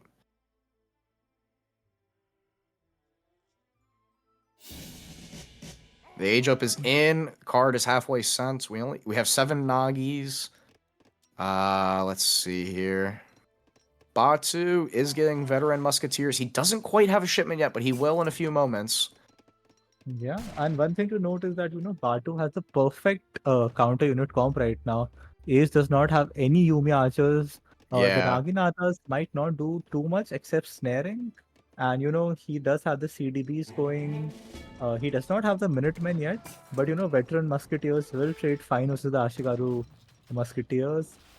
Yeah, I mean with some good micro, I think Batu can come out ahead. This is the critical moment in the game now. Yeah, to be fair, with the Daimyo and Ashi muskets are attack, I think that the musks are probably yeah, no, the Ashis are 10 less HP, but they have more movement speed, but the same attack.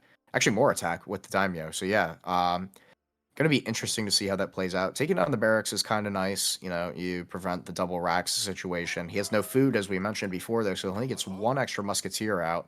The Falconets are coming, and I do think that's going to be quite nice for him. We do see a dock. Where's this dock at? Oh no, excuse me, Um, it's from the consulate. So he's sending the 3 boats from the Portuguese is consulate. macroing himself to age, and the Portuguese consulate gives you a little cheaper age up. Yeah, so So very, yeah, very good. yeah, Will it be but in time though? Because Batu's going to be pushing in. He's got his power spike. And it looks like he might be trying to siege down shrines on the way there, but and only how many villas does he have building the Golden Pavilion there? I mean, if Batu goes and right clicks the base, he Yeah. could even deny the whole age up from Ace. Is Ace going for the base trade? Ace is going for the base trade, this mad lad. He Oh, wants he to buy is. time for the age up. Really wise decision here, considering a lot of his ecos and shrines around the map. But Batu's like, fuck it, we ball. You want a base trade? We'll base trade, baby. Oh man, and Batu has scouted the Age of Wonder, so he can easily deny this. The only problem is there is no way Batu can stop Ace from sieging his TC. The CDBs have nowhere to run because there are too many Naginata to snare, while Ace's villagers can run away because Batu has no cavalry to snare them. Oh He man, this goes is going to be down, and cleanup. all the CDBs are there. He will have zero CDBs. And the problem is, even if Japan loses his town center, the daimyo allows him to get that extra shipment point. Yeah. And yeah, this is just 200 IQ from Ace. Ashi pop. Oh, excuse me, a Falconet comes out, but more Nagis are coming from the Daimyo. Yeah, I think Bato is going to be on zero CDB pop. How many CDBs is he on right now? Can we see? And Ace managed to go to H3. Oh Yeah, man, this he's is on easy 7 now. CDBs. Scores are even. Let's look at Aze's base. Oh man, if only Batu was able to deny that H3 wonder. I swear, man, Batu had scouted that H3 wonder. Why did he not right click the wonder? Oh man, now all Ace has to do is wait for his flaming arrows to pop from the Damio, and he is just all set. Oh, the last 2 vills. The Oh last 2 man. vills. Oh, it survives. Oh god. This feels bad for Batu. All He right, needs time to to enter drop that the time to micro tower. situation here, where we've got the flaming arrows versus the falconets and musketeers versus the ashis. And oh man, look at him go flying. This is insane. But Japan is so fine. I mean, really don't think you can lose from here. You've got a shipment point. You've got shrines. You're making ashis. You've got 24 vills. You've got some boats. And yeah, he's got the Torii Gates getting him all this XP as well on top of this. So he's just doing whatever he wants, really. Yeah, I think this is exactly why it's so annoying to deal with Japan. It is like a cockroach sieve. They have the shrines, they have the boats, they have the Faster units with units. higher Yeah, speed. they can just Yeah, escape.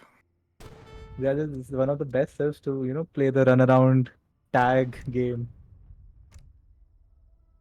We do see 8 skirms coming in, but there's 4 flaming arrows. Oh my goodness. Some Yumi as well mixed in for this infantry mass. And yeah, these skirm. Oh, that one CDB. Rip.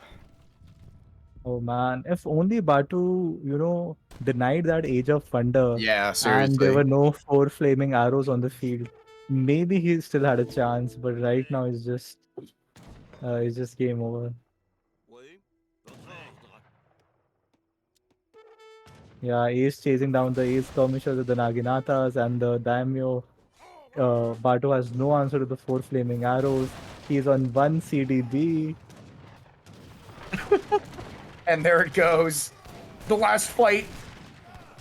The Falcons are so out of position. The flaming arrows are just wrecking the infantry.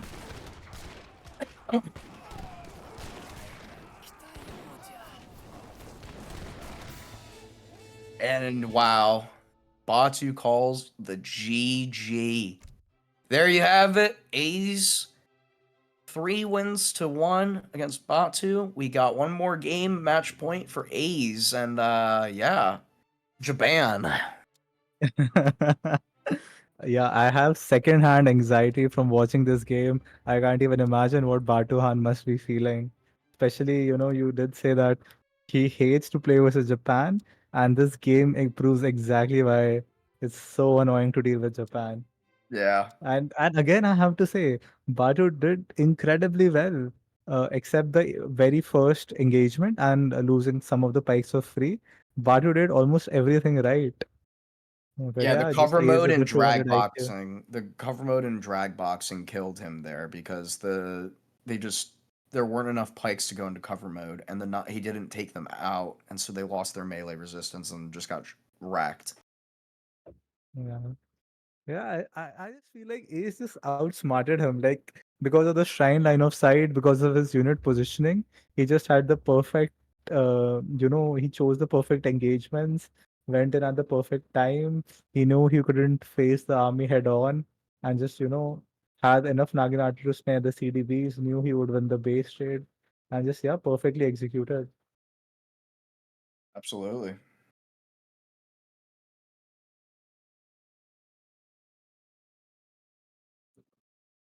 But I did not see this coming after game one. A 3-1 from Ace. After that, mishap of a game one. Very well played subsequently, though, by Ace. Yeah, Ace has been. I mean, other than that first game of Rust, he's been playing out of his mind. To be honest.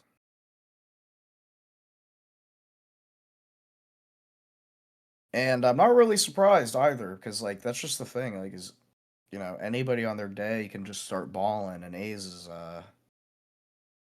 is him. He's simply him.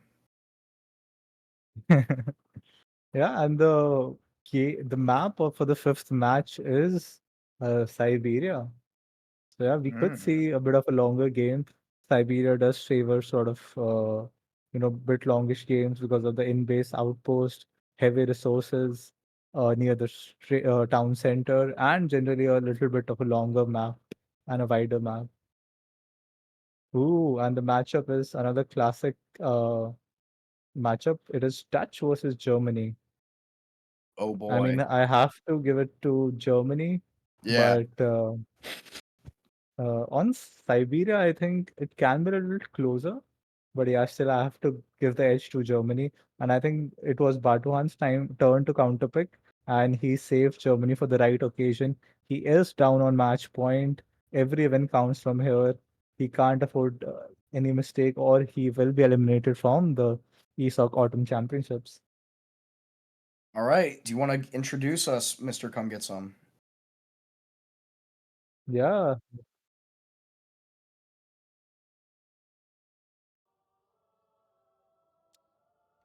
welcome, ladies and gentlemen, to game number 5 in this best of 7. Ace versus Batuhan. We have Batuhan playing as Germany, spawning in the south of this Siberian map, this snowy, lovely map. And we have Batu in the color red playing Germany, the classic S tier Germany. I love to see it. Ooh, we have a early pause coming in from the players. Talking about the map, though, the special feature of this map is you have an outpost spawning under the town center. It's pretty hard to rush. You have some great treasures. You have a small trading line also, with the potential to even go stagecoach because the uh, trade routes are a little away from the town centers, and you have a lot of mines. Overall, a very good map for Germany. And Mohongpa, what are your thoughts on the matchup? Yeah, this is a really tough one for Dutch. I mean, both civilizations can go into like their kind of three bank semi FF or like nine Ulan, seven Ulan semi.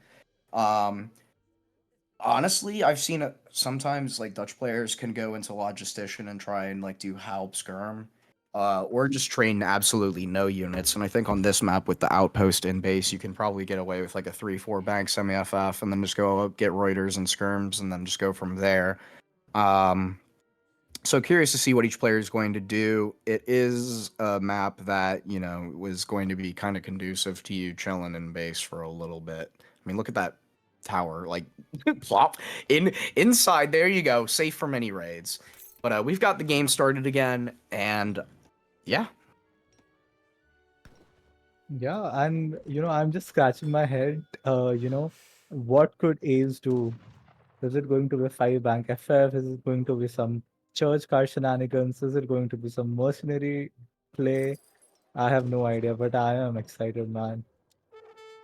yeah, that's the thing with A's. You never know what's gonna happen And look next. at that. You have the fast Halberdier card already. You have 4 villagers in H2. Hmm. Oh I, man, I I'd love to see a Halberdier start, as you said. Yeah, I unironically think that the Dutch logistician is the move to when you're playing against Germany as Dutch. Like because the biggest problem for Dutch is that they don't have a viable anti-cav unit that's cheap because pikes obviously cost wood. You know, you're Mhm. getting food and wood for your banks and trying to get something that can defend your skirmishers in H2 has always been a challenge for them. But with halberdiers, you're able to sufficiently cover your anti-cav needs and it's viable because they're veteran in age 2 and you know your coin macro kind of naturally lends itself for you to be able to do that. So I think the speedy Hobbs is a nice little play there. It negates Germany's kind of bread and butter quite nicely. Yeah, that's true. Batuhann, on the other hand, very standard Germany deck, as standard as it gets. Has the 3 settler wagons, has the big crate shipments, has the big 4 H3 unit shipments that you need, even the standard mercenary cards. I think it's going to be a naked FF from Germany. I don't think.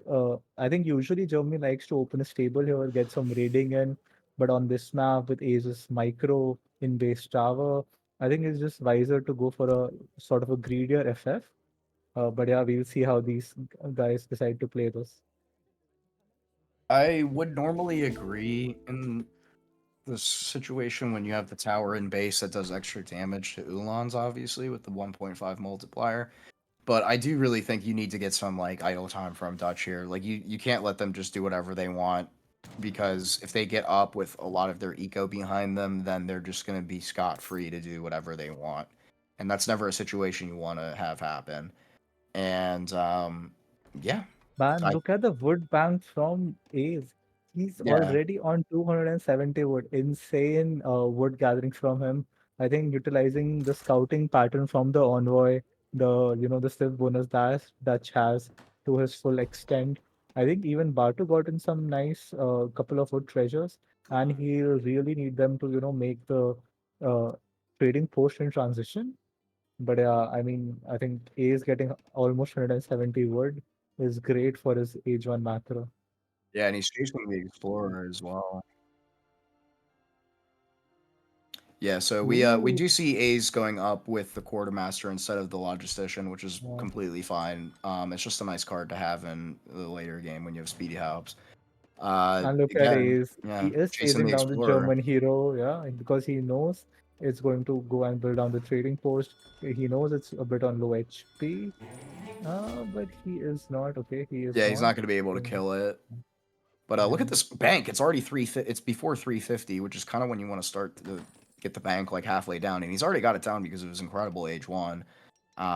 Very nice. A lot of villages still on wood though from Ace. I wonder what's that about. Could Okay, be to he get the just extra switched them. 50 wood to potentially get another bank down with the 400 wood there. Or he might queue a pike or something. I'm not really sure, but Yeah, quite. yeah. 8 pike star. Is this madman? Do we have a side barracks or a side stable somewhere though? What is No, Ace we do thinking not. here? I think he's just gonna go straight for the TP, keep a couple of pikes in base, and then just get some value out of those to potentially harass the infrastructure of Germany. I don't know though. That's just such a bad build order because like you can just get your eco in because you know Germany's going 3 settler wagons, so like why not just go bank or 700 wood, get 3 banks, and then just age. Yeah, Um, even if you're going for the pikemen, you can just send 700 wood, make a barracks, make 5 or 10 pikes, but you still have the wood to, macro for a second bank or a market. This early 8 pikes just, sort of boxes you in terms of build. Yeah, I really don't like this base building here by A's. His base is way too open here. I mean, look at the placement of the houses and the market. It's out of TC fire range, so if he gets pushed on that Yeah, and the side, herding, yeah, and he's also blocking off that secondary mine. Like pathing around that's going to be a problem, and so really just kind of not ideal. And look how far these villas are going to have to walk to get to the next hunt. yeah, he might get the trading post down, but it'll be a long way for the pikes to, walk back home. I mean, Batu could just go and, raid him for free, Yeah, and but he honestly, is this amount of deciding to Ulans commit. could do quite well. He needs to be microing the Ulans better against these pikes, though. But I think, honestly, as Germany, he's like, forget it. I'll just kill these pikes and save my trading post. No biggie. Really bad trade, though. I'm not going to lie. That was really atrocious micro. You have to pull the ones that are getting attacked back um, and kind of surround Yeah, from I think the multiple problem sides. was Ace kept couple of pikemen back for the two Wilan raid, but Yeah, Batu just realized that and went with all the 7 cavalry, and just 7 cav versus 6 pike will never right. cut it. Yeah, and 2 settler wagon? Like, surely you go 700 wood. Like that's Batuhann is just just I greeting. 2 settler wagon is not a good card.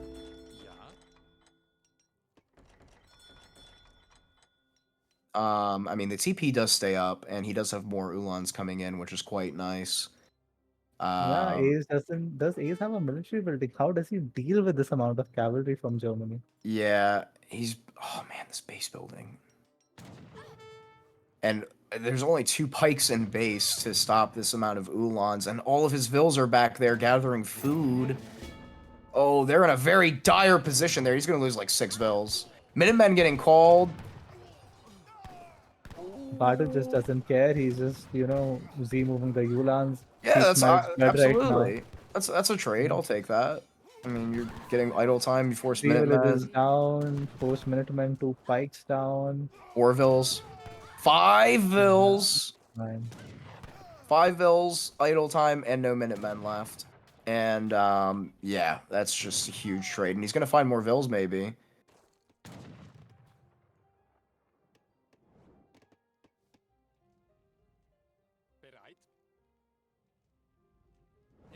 Yeah, I feel like, Oh, there are like two different people playing on Ace's account. This is the same guy we have saw in game one, maybe. yeah, yeah. He's just been playing so inconsistent. Like, look at this Yeah. hurting. Again, what will 3 pike do versus so much cavalry? Oh man. These houses, market are all out of TC line of sight.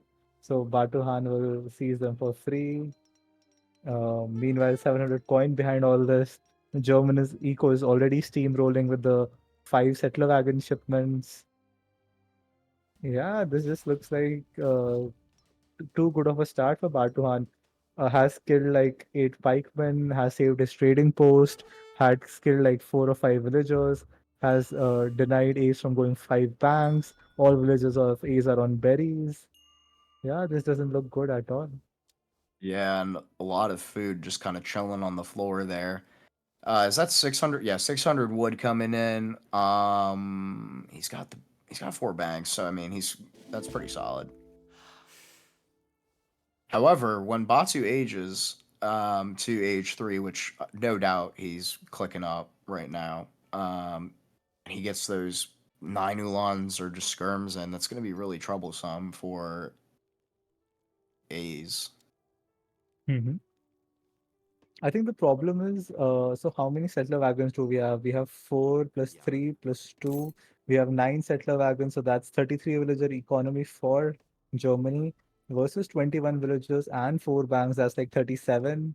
I mean, that's not enough of an economic lead for Dutch to, uh, to sort of hold the German H3 death wall of shipments. Germany is just behind 3 or 4 villagers, and they have the trading post alive. So yeah, it'll be pretty hard for Ace to hold the H3 pressure. Stradiates will be coming in though, and I think that's a perfect answer to a lot of the kind of composition that will be created by Germany. He's also making spies. Interesting. Maybe he's anticipating a mercenary shipment. I mean, spies are just good to have in general. He'll get good line of sight. And yeah, it could be the counterplay versus any sort of early mercenary pressure. And I don't think Ace does Ace have a stable yet? What he's doing with the 600 word? Building a bank, and he's building something in the back there as well. What is that? Oh, Oh, okay, so he's he's going going for a Stradiates. Yeah, saloon. yeah, Yeah. he's going heavily on the Stradiates.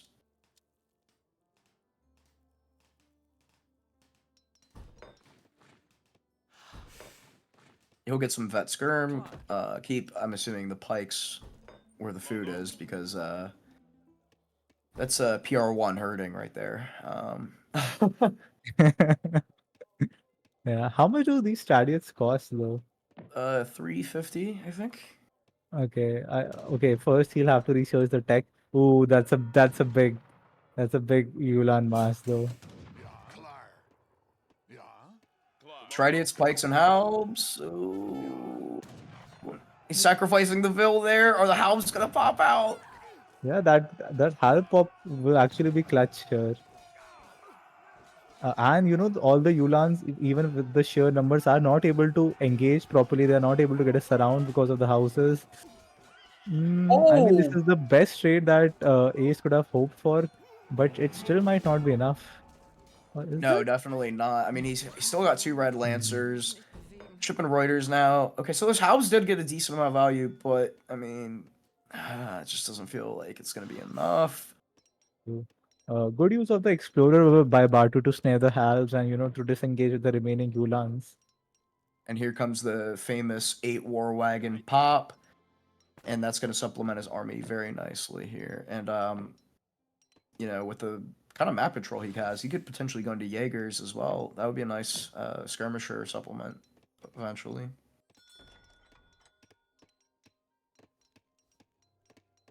Yeah, I mean, Germany is just in a dominating position right now. I would like to see a barracks from him, though. I mean, you do need some skirms in this matchup. You know the 9 rotor shipment is going to come. You have already scouted the halberdiers. You know Ace is a pike enjoyer. I like this war wagon patch, but he needs to add a barracks ASAP. Yeah, absolutely. I totally agree with that. And I like him getting great coats here because the Stradiates are quite good at raiding. They're faster than every unit that Yeah. Germany has. Training more Lancers here. The Raiders And are love the out. scouting. Love the scouting by Ace. I mean, perfectly Beautiful. captured by Gaius. Um, knows exactly where the German army is coming. Needs to pull back these villagers though. Is playing with fire. Okay, he is now. And what is he queuing in the saloon? Is what unit is that? Sorry. They're very powerful musketeers. They're kind of like Zouave, but a little bit Hmm. better. Very nice, but yeah, he's gonna lose a lot of vills here. Oh, actually, never mind. Still 3 is quite a bit. Halbs are positioning themselves, and the Reuters with the Stradiates are coming in. That's a decent amount of Stradiates, but there's so many war wagons there, and he can just pull trick everything. Yeah. Ascaris, notably, they do counter cavalry at range, and they have a very high multiplier, I think, or excuse me, base attack. Cav combat coming in for Germany. Yeah, that's the right call. He's got so much. The Stridents are going to be nice because they have so much range resistance, and he's kind of got a hodgepodge of units here. Skirms being shipped and making skirms. But it's looking a little dicey. Germany's eco is metro booming here. And yeah, very good micro from Batu here. You know, war wagons are notorious for being clunky. He used the pull trick with the Ulans, Yeah. and he's getting some good trades. But yeah, now he has to go back. There's enough skirmishers to sort of shoot the war wagons. And you know, remember, Ace is on match point. He has already, lost twice to the Aizamk pops. So he doesn't want to overcome it. Ooh, finding these villages on the mind. Oh, That's man. really... That's massive, but here comes the anti-cav. Yeah, these trades did not go well for Batu though. He needs to go back. He needs to add skirmishers and maybe more war wagons to round out his unit composition ASAP. He has the snare on from the Stradiates. Again, they're faster, and he's putting a Reuter into melee mode. Skirms are walking up, and if he can start sniping down some of these war wagons, that's going to be huge, because once Germany gets like 10 war wagons, it's very, very difficult to win from there. Yeah. Yeah, I don't understand this full cavalry play from Germany, but yeah, he has just such a sheer amount of war wagons that he's not afraid from those skirmishers. Yeah, and I mean, Getting caught with the Ulans though, not the best trade. Oh, A's losing more villagers. So. yeah. But why is A's making more Stradius versus pure Ulan war wagon? Is my question. I really don't know. Like, surely pure Reuter here would just be the better alternative. Very cheap food option. You don't have food anywhere in your base other than berries. I think that Batuhann he's going going pure that. Cav combat, Cav HP, and Arsenal techs. Man, is this a team game? This feels like a 2v2 build, but it Yeah. might just work out for him. That's I mean, the scary mass of war wagons is almost unkillable. And yeah, that's a lot of war wagons there, boy. And 18 range is going to be disgusting in a moment. 18 range and double carded. Oh man, these things are Look at beast. these things. Oh my goodness. He's just attack, move, split firing, and he's getting triple kills on skirmishers and not losing anything. He lost one war wagon and killed a batch of skirms there and a Stradiate. And meanwhile, he's trying to raid on the south side, and he'll get like 7 more Oh, villages that's for free. GG, surely. Yeah. 22 I mean, vills. Oh, Batuhann is yeah. literally playing it like a team player, reading up all the map, making one or two types of units, sending all the, upgrade cards, sending 1K word. But I think he's just so far ahead, he can just get away with it, doing this. Yeah, I mean, gig sing chat textbook Germany, and it absolutely is. You push in on one side, send the Ulans to a mine mid-game, and then you just kill like 8 vills and run away, and then do it all over again. 8 skirms coming in, more war wagons, and I mean, if Ace gets a lucky counter raid with the Stradios, because they're essentially useless right now in the fight, and Stradios are pretty fast, War Wagons are clunky and slow, so a big Stradio raid could maybe get Ace back in the game. But yeah, it's just looking very dire right now. especially He's when you have almost 200 10 pop as wagons. well. Yeah, Ooh, big raid though. How many villagers? I think 3 or 4 are down. And you have to remember Stradiot's speed and attack. I mean, ooh, if he finds the Oh, villages on the big that is mine though. juicy. That could be massive. We are seeing somewhat of a push in the middle, though, at the same time, and he's pulling the cavalry towards the middle. All the halberdiers and skirmishers just got absolutely dog-walked, and Ace is in a tough position. He's trying to chase away these war wagons with halbs. The skirms are coming in. The Reuters are... Oh my god, that's so Wow. many Ulans! Yeah, those are some beefy Ulans. Yeah, and this is a wipeout in the middle of Siberia. Dead blue bodies on the frozen Siberian lake. Just an overwhelming victory for Batu here. I think he was Yeah. ahead from the start. I mean, if Germany has more economy in this matchup, you just know You lost there's no already. way to get back in the game.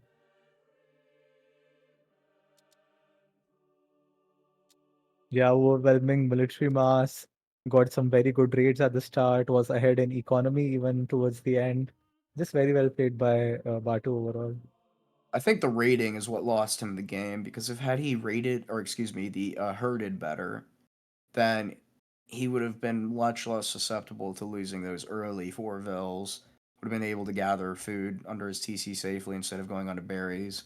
And Yeah, honestly, if he just kept the 8 pike in his base instead of risking them yeah, for the trading post, it that's could so have maybe true. worked out. I mean, just shipping 8 pikes as your first shipment is diabolical. That's true. All right, let's get you guys back to the main screen. But yeah, love to see a series go all the way. So we are already into the sixth game, 3-2. Will Batuhan have a comeback here in this series, or will Ace take it away? Yeah, we mentioned earlier in the stream that the deeper Civ pool may favor A's in the long run, just given his vast experience and experience in this setting as well. But, Batu's been playing quite well, and I have to say, in all of the games that he's lost, he never really had any misplays. So it's been a very Hmm. close series, a very good one at that. I always enjoy the legacy format. And I'm really excited to see this next one. They started the last game, and so yeah. Yeah, we have to remember though, while Batuhan has the momentum from the last victory, it's A's turn to counterpick. So it's going to be pretty hard for him. Yeah, absolutely. And let's not forget this is match point for A's still. So if he secures a victory in the next match, then he'll be moving on to the round of 16.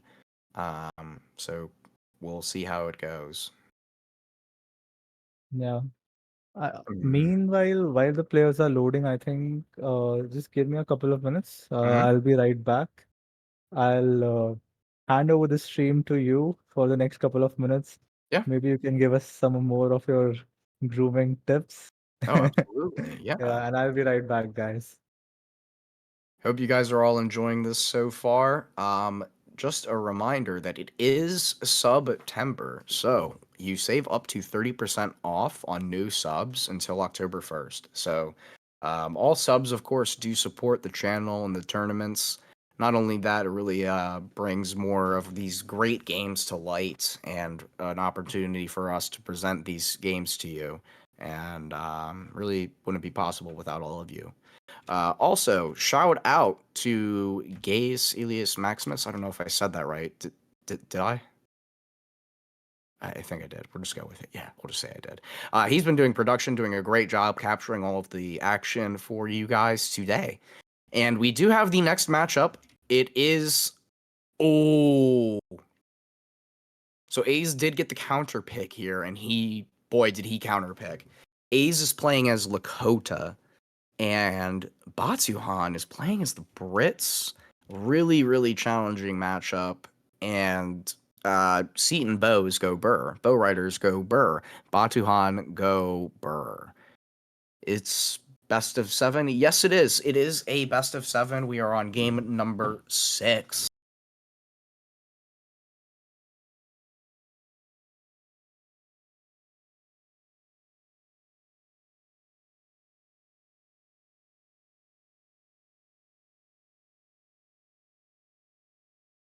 All right, everyone, we found the lobby. Let's get you into the game, and I will get us started on the introductions while come get some returns.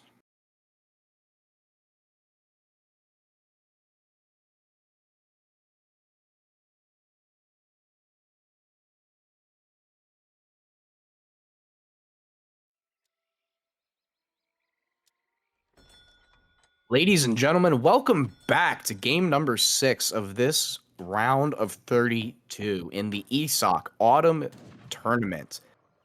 We have on Central Plains Batuhann spawning in as the British in the color red on the south side of the map, and his opponent is famous Aizamk, playing as Dakota in the color blue.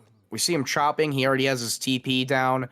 I assume he's going to go for some sort of either greedy. Oh, okay. So he could go for a market start on top of this, or he might go for a trading post in age 1. I assume it's going to be one of those two. But this matchup on this map, I think, is like a 1,000,000,000% Lakota win rate because they can get stagecoach on 3 TPs at sub 5 minutes, and we already see the first TP coming down. And forward War Hut at 4 axes coming out, killing Britvilles, Seaton's coming in, and then you're just kind of cooked. To be honest. I come back and I see Lakota versus Brit on Yeah, a 5 TP map. exactly. It's the Ouch. worst possible Ouch. scenario you could imagine if you're a Brit player. And A's was the counter pick, and he nailed the counter. Yep. I think the only way I see Brit, even surviving in this matchup is you try to do something like the robot build. You send early GMT. You try to, deny the early 5 TP stagecoach play, and then you just, cross your fingers and try to play from there. Yeah, I Because no really don't know way what you Brits can do. can, survive the H2 rush and the 5 TP stagecoach play. I mean, A's already has a TP. Like, he's already got a trading post, so his XP curve is going to be nuts. He's going to age up, and he's going to have... Yeah, so he's going for a non-standard 15 Vils here instead of 14. Curious as to why he's doing that. Oh, no, he's going for... Wow, okay, he might cancel a couple of those. But we look at the decks here. Advanced Artillery against Lakota might be the most brain damaged move I've ever seen. What infrastructure do you need to take down against Lakota? Yep. I think it's just a standard deck. He isn't probably like me having like 20 decks for each civilization. Yeah. Yeah. But I mean that's just a waste. But yeah, whatever. He might need that to take down his I don't know. A's on 15 Vils, yeah, it's usually a 14 Vil age up, but he's gonna be aging up at around 3 minutes, not bad. Actually, it's pretty bad age up time, I'm not gonna lie. Even with the 15 Vils, like, he should have been clicked up at 3 minutes. But he's going up with the Chief, so he's gonna get the 400 wood. All of the Vils are gonna start going over to wood and start presumably getting the quartermaster sort of stuff. Market going down for Batu. He's aging up halfway with the governor, and you can almost guarantee that baby's gonna go right in base. Yeah, I'm interested to see how Ace does this build. Some players just do 700 wood into unit shipments. Some players even like to do send the 3 trading post card from the forward hut, which personally I prefer. But yeah, let's see how Ace does it. British, I think he'll have to just go for a good defensive fight, which will get the advantage. Otherwise, this is just a hostless matchup. I'd even skim about other houses and try to clear the rightmost trading post just to sort of either distract Ace from rushing your Ace or just to deny that early trading post from Ace. So I'm trying to remember what you can mark card number 1 here. Outpost isn't so much questionable position, I'm not gonna lie. Yeah, I would say ceasefire. I don't know that was. Yeah, or a cheap spot, so on top of herds, and these are both sides of the map, and that's going to be a very, very nice place, and that's going to be able to back that. Oh, that's really interesting. So, my side is actually good. Sorry, Ace helping Batu actually hurdle one hand there. He already got HH, but it's only on TP. But once he gets this first batch of Setons and the axes in, he will be able to plop down. And there we go. The 3 TP card is coming in, and phew, that's going to be scary to deal with. Apologies, guys. I think there is some issue with our audio. Can we maybe just pause the game for 10 seconds and we'll just restart the Discord or something? Oh, they just said People are. it's fixed in the chat, I Oh, think. okay. Okay. Fine. Let's keep going. Yep. Yeah. Let's Apologies keep about going. that. Thank you for the point in chat. All right, so these 3 TPs are going to go up. How much wood does oh man, yeah. So once these 3 TPs come out, if he puts down another one, which I don't think he will, well, he probably will once he gets the wood from the trading cart. Decent amount of pikes to deal with the ensuing cavalry, and only 3 Yeah. Setons out. Okay, no, now he has there. Okay, so that is the full batch. I And don't here are love the the trading second posts. barracks from Batuhann though. I mean, I'd like to see him add a stable. But yeah, let's focus on the fight here. I think Ace is pushing from the right angle. The outpost is not covering this side. As you said, not the best outpost placement from Batu. And Chetan are very good infantry. They have the same rate of fire as Longbowmen, but they are kind of cheaper. So I don't see Batuhan winning the range infantry war here. So I think Yeah, the second barracks might not be the best option. I mean, pikes literally just get melted. Look at that, they're in cover mode, and there's only 8 Seton bows, and they're just one-tapping pikes. It's insane. Yeah. And one thing to note is Ace is very good with these small, micro battles where you have lots of small batches of units. He just has such high APM and drag boxing and clicking. Um and there he is losing second villager for free now, Batu. Yeah.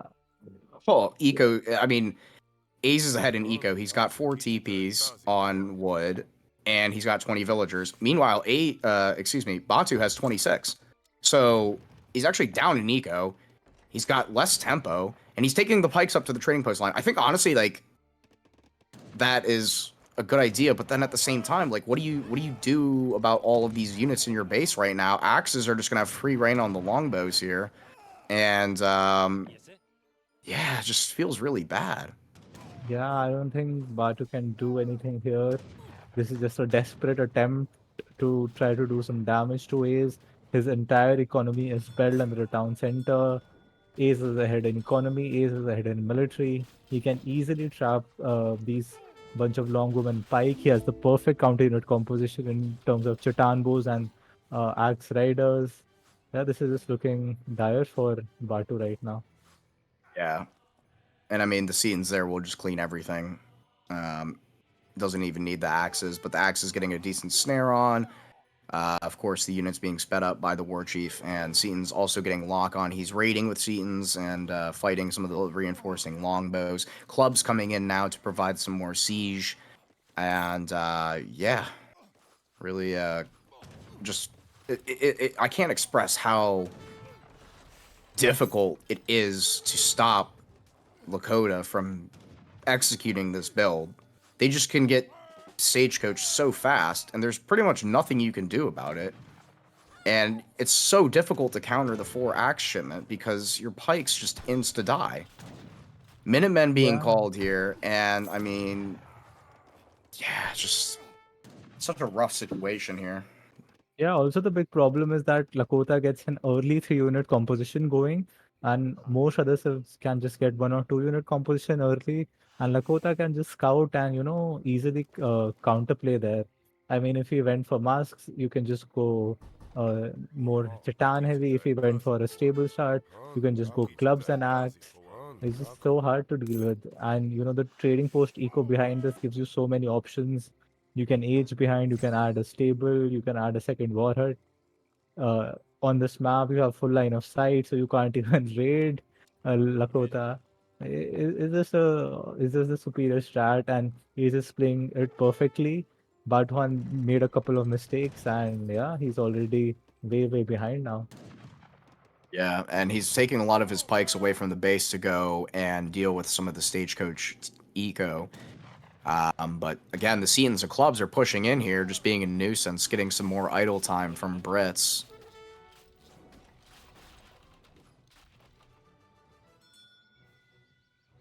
I mean, we just saw Ace send Great Hunter as well, so can we take a look at his eco real quick? What his food stockpile might be? Yeah, so he's now making axes, and geez, like, what do you do here? Yeah, look at that. He's gonna get a full That's batch. The Seatons are coming in, and they're just gonna absolutely rinse all of this. He doesn't even take down a trading post. Double raxing and making cav. And look at Ace's APM. I think he's split Chatan into like to target like 4 different units, and I just Yeah. see plus tens everywhere.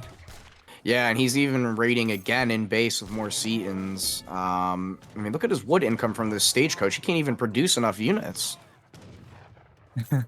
He's just Yeah. stacking so much res, and now he's shipping the 13 bison in base safe hunts again. With Great Hunter, that's going to be an insane amount of food for pretty much the rest of the game. Yeah, Batu is just trying to hold on, trying to do his best. He doesn't want to give up without a fight in the tournament. It is match point, it is series point. I respect that, but yeah, I don't see any win condition for Batuhan other than A's dropping or unfortunately getting some connection loss. And I again, think I don't think that Batu's done anything wrong here. Like, what else could he have done to play against this? He hasn't, I mean, other than losing a couple of straggling vills on the outside of his base, really, I don't know what you can do. More axes coming in, tower's about to go down, there's some vills inside. More Seatons coming in, just raining down onto the longbows. There's no pikes. There are, okay, so some pikes do come out, but he's already called Minutemen. yeah. I think it's just that when you're playing versus an opponent with a superior strategy, you have to count on outplaying them or, maybe force your opponent to make a mistake. But Ace just did not make any mistakes. Batuhan had the outpush in the wrong location. He wasted a batch of Longboom and Pike by sieging down the trading post. He lost a couple of villagers. And yeah, he was already behind in terms of strategy. And that's just how this game goes. He's now sending the 2 War Hut card where he can also move buildings, and I assume he's going to place that on the southern hunts beneath his base there. Or no, that what was he sending there? Yeah, Oh, I'm not too sure. I swear I saw something. It might have been a tech. Now getting friendly territory, so his TPs can be built by infantry, and they also increase the speed and fire rate of all of his units. Um, Ace is on 34 vills, though. I expected him to be on quite a more significant mass, but then again, I think he's just been queuing units and nothing else, to be quite honest. But Batu's kind of doing the same thing at this point. Yeah, I mean, no stable from Batu. I don't think he can even afford it. Outpost is down, Minutemen are gone. Again, Chetan trade evenly versus Longbowmen. He's behind in economy. Not sure how he can, secure a win here. I think Longbow Wall would honestly be the real viable solution here, but a couple of axes raiding everywhere. But yeah, at this point, even, the safe hunts are gone. Yeah. But yeah, Batu I think doing he well kind of to just hold needed on to, somehow. He is yeah. winning some of these He small fights.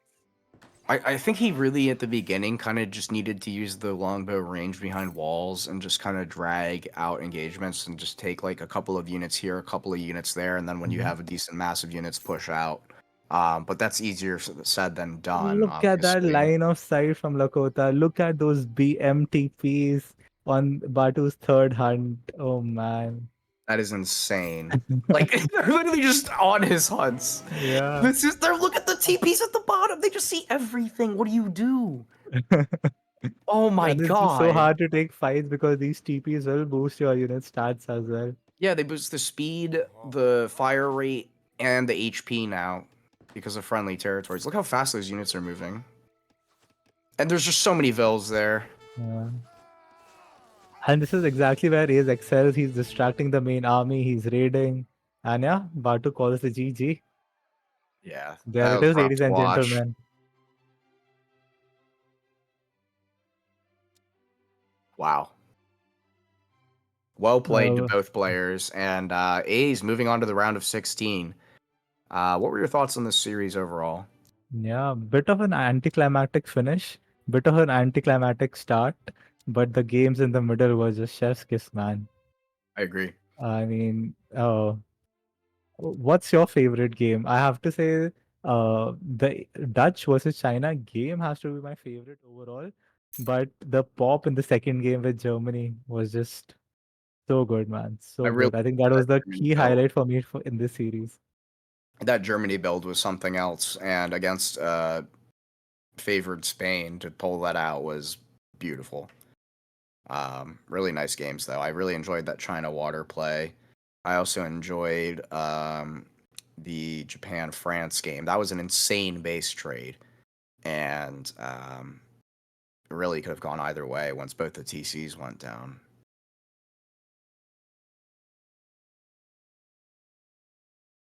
Yeah, Ace in I chat think saying, very "Why well played Peaky by not Ace. work? Why Peaky not work?" Well, Ace, I think Peaky did work. I think it did. I mean, Nootcast did work, so there's that.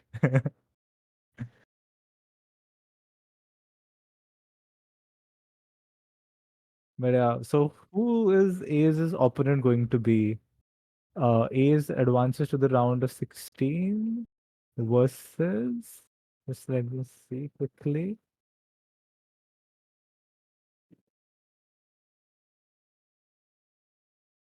Placeholder.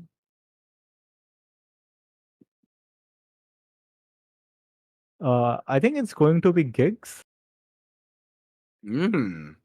Gigs and A's, a classic, a tale as old as time. Yep. I think after all these games, Gigs will be scared of Ace's pops.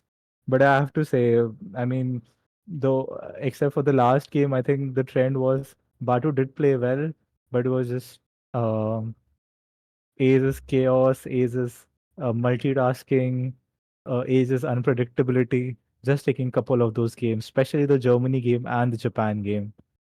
Yeah, absolutely. Well played to both. Really entertaining. I hope you guys all enjoyed that. We've got 215 people in the chat, and yeah, that was a really nice one. I believe we have another series on the books. Yeah, man, I think, yeah.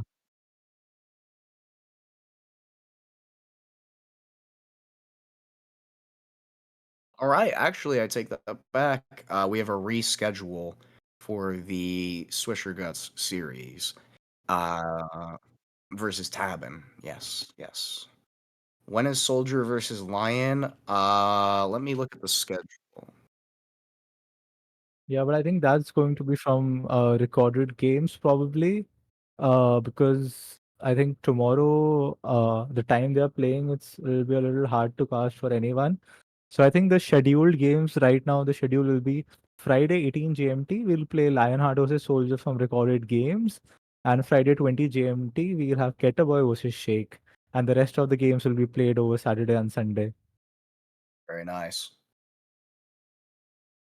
All So right. yeah, Any again, a pleasure casting with you, Mahongpa. Thank you everyone for viewing. Shout out to Gaius for the lovely camera work and the great job on production. Thank you everyone for watching. Uh, I hope we did not miss any shout outs or subs or anything like that. But yeah, that's it for me. yeah. Anyone in chat want to stream? We're gonna get a raid going here.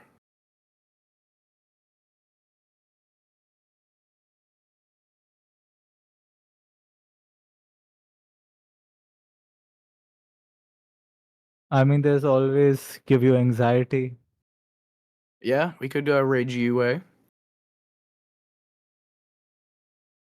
All right. I don't think anybody is stepping toward the mound here. Going once, going twice.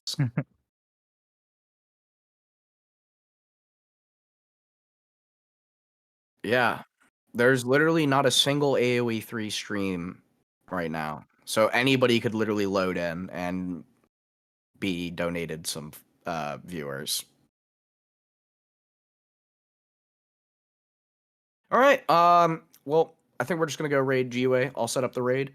Thanks everyone, and be on the lookout for some more games coming up. Yeah, and again, congrats to Ace. And yeah, thank you for watching. Catch you guys in the next stream or the next video. Take care. All right, I started the raid. You can stop the stream.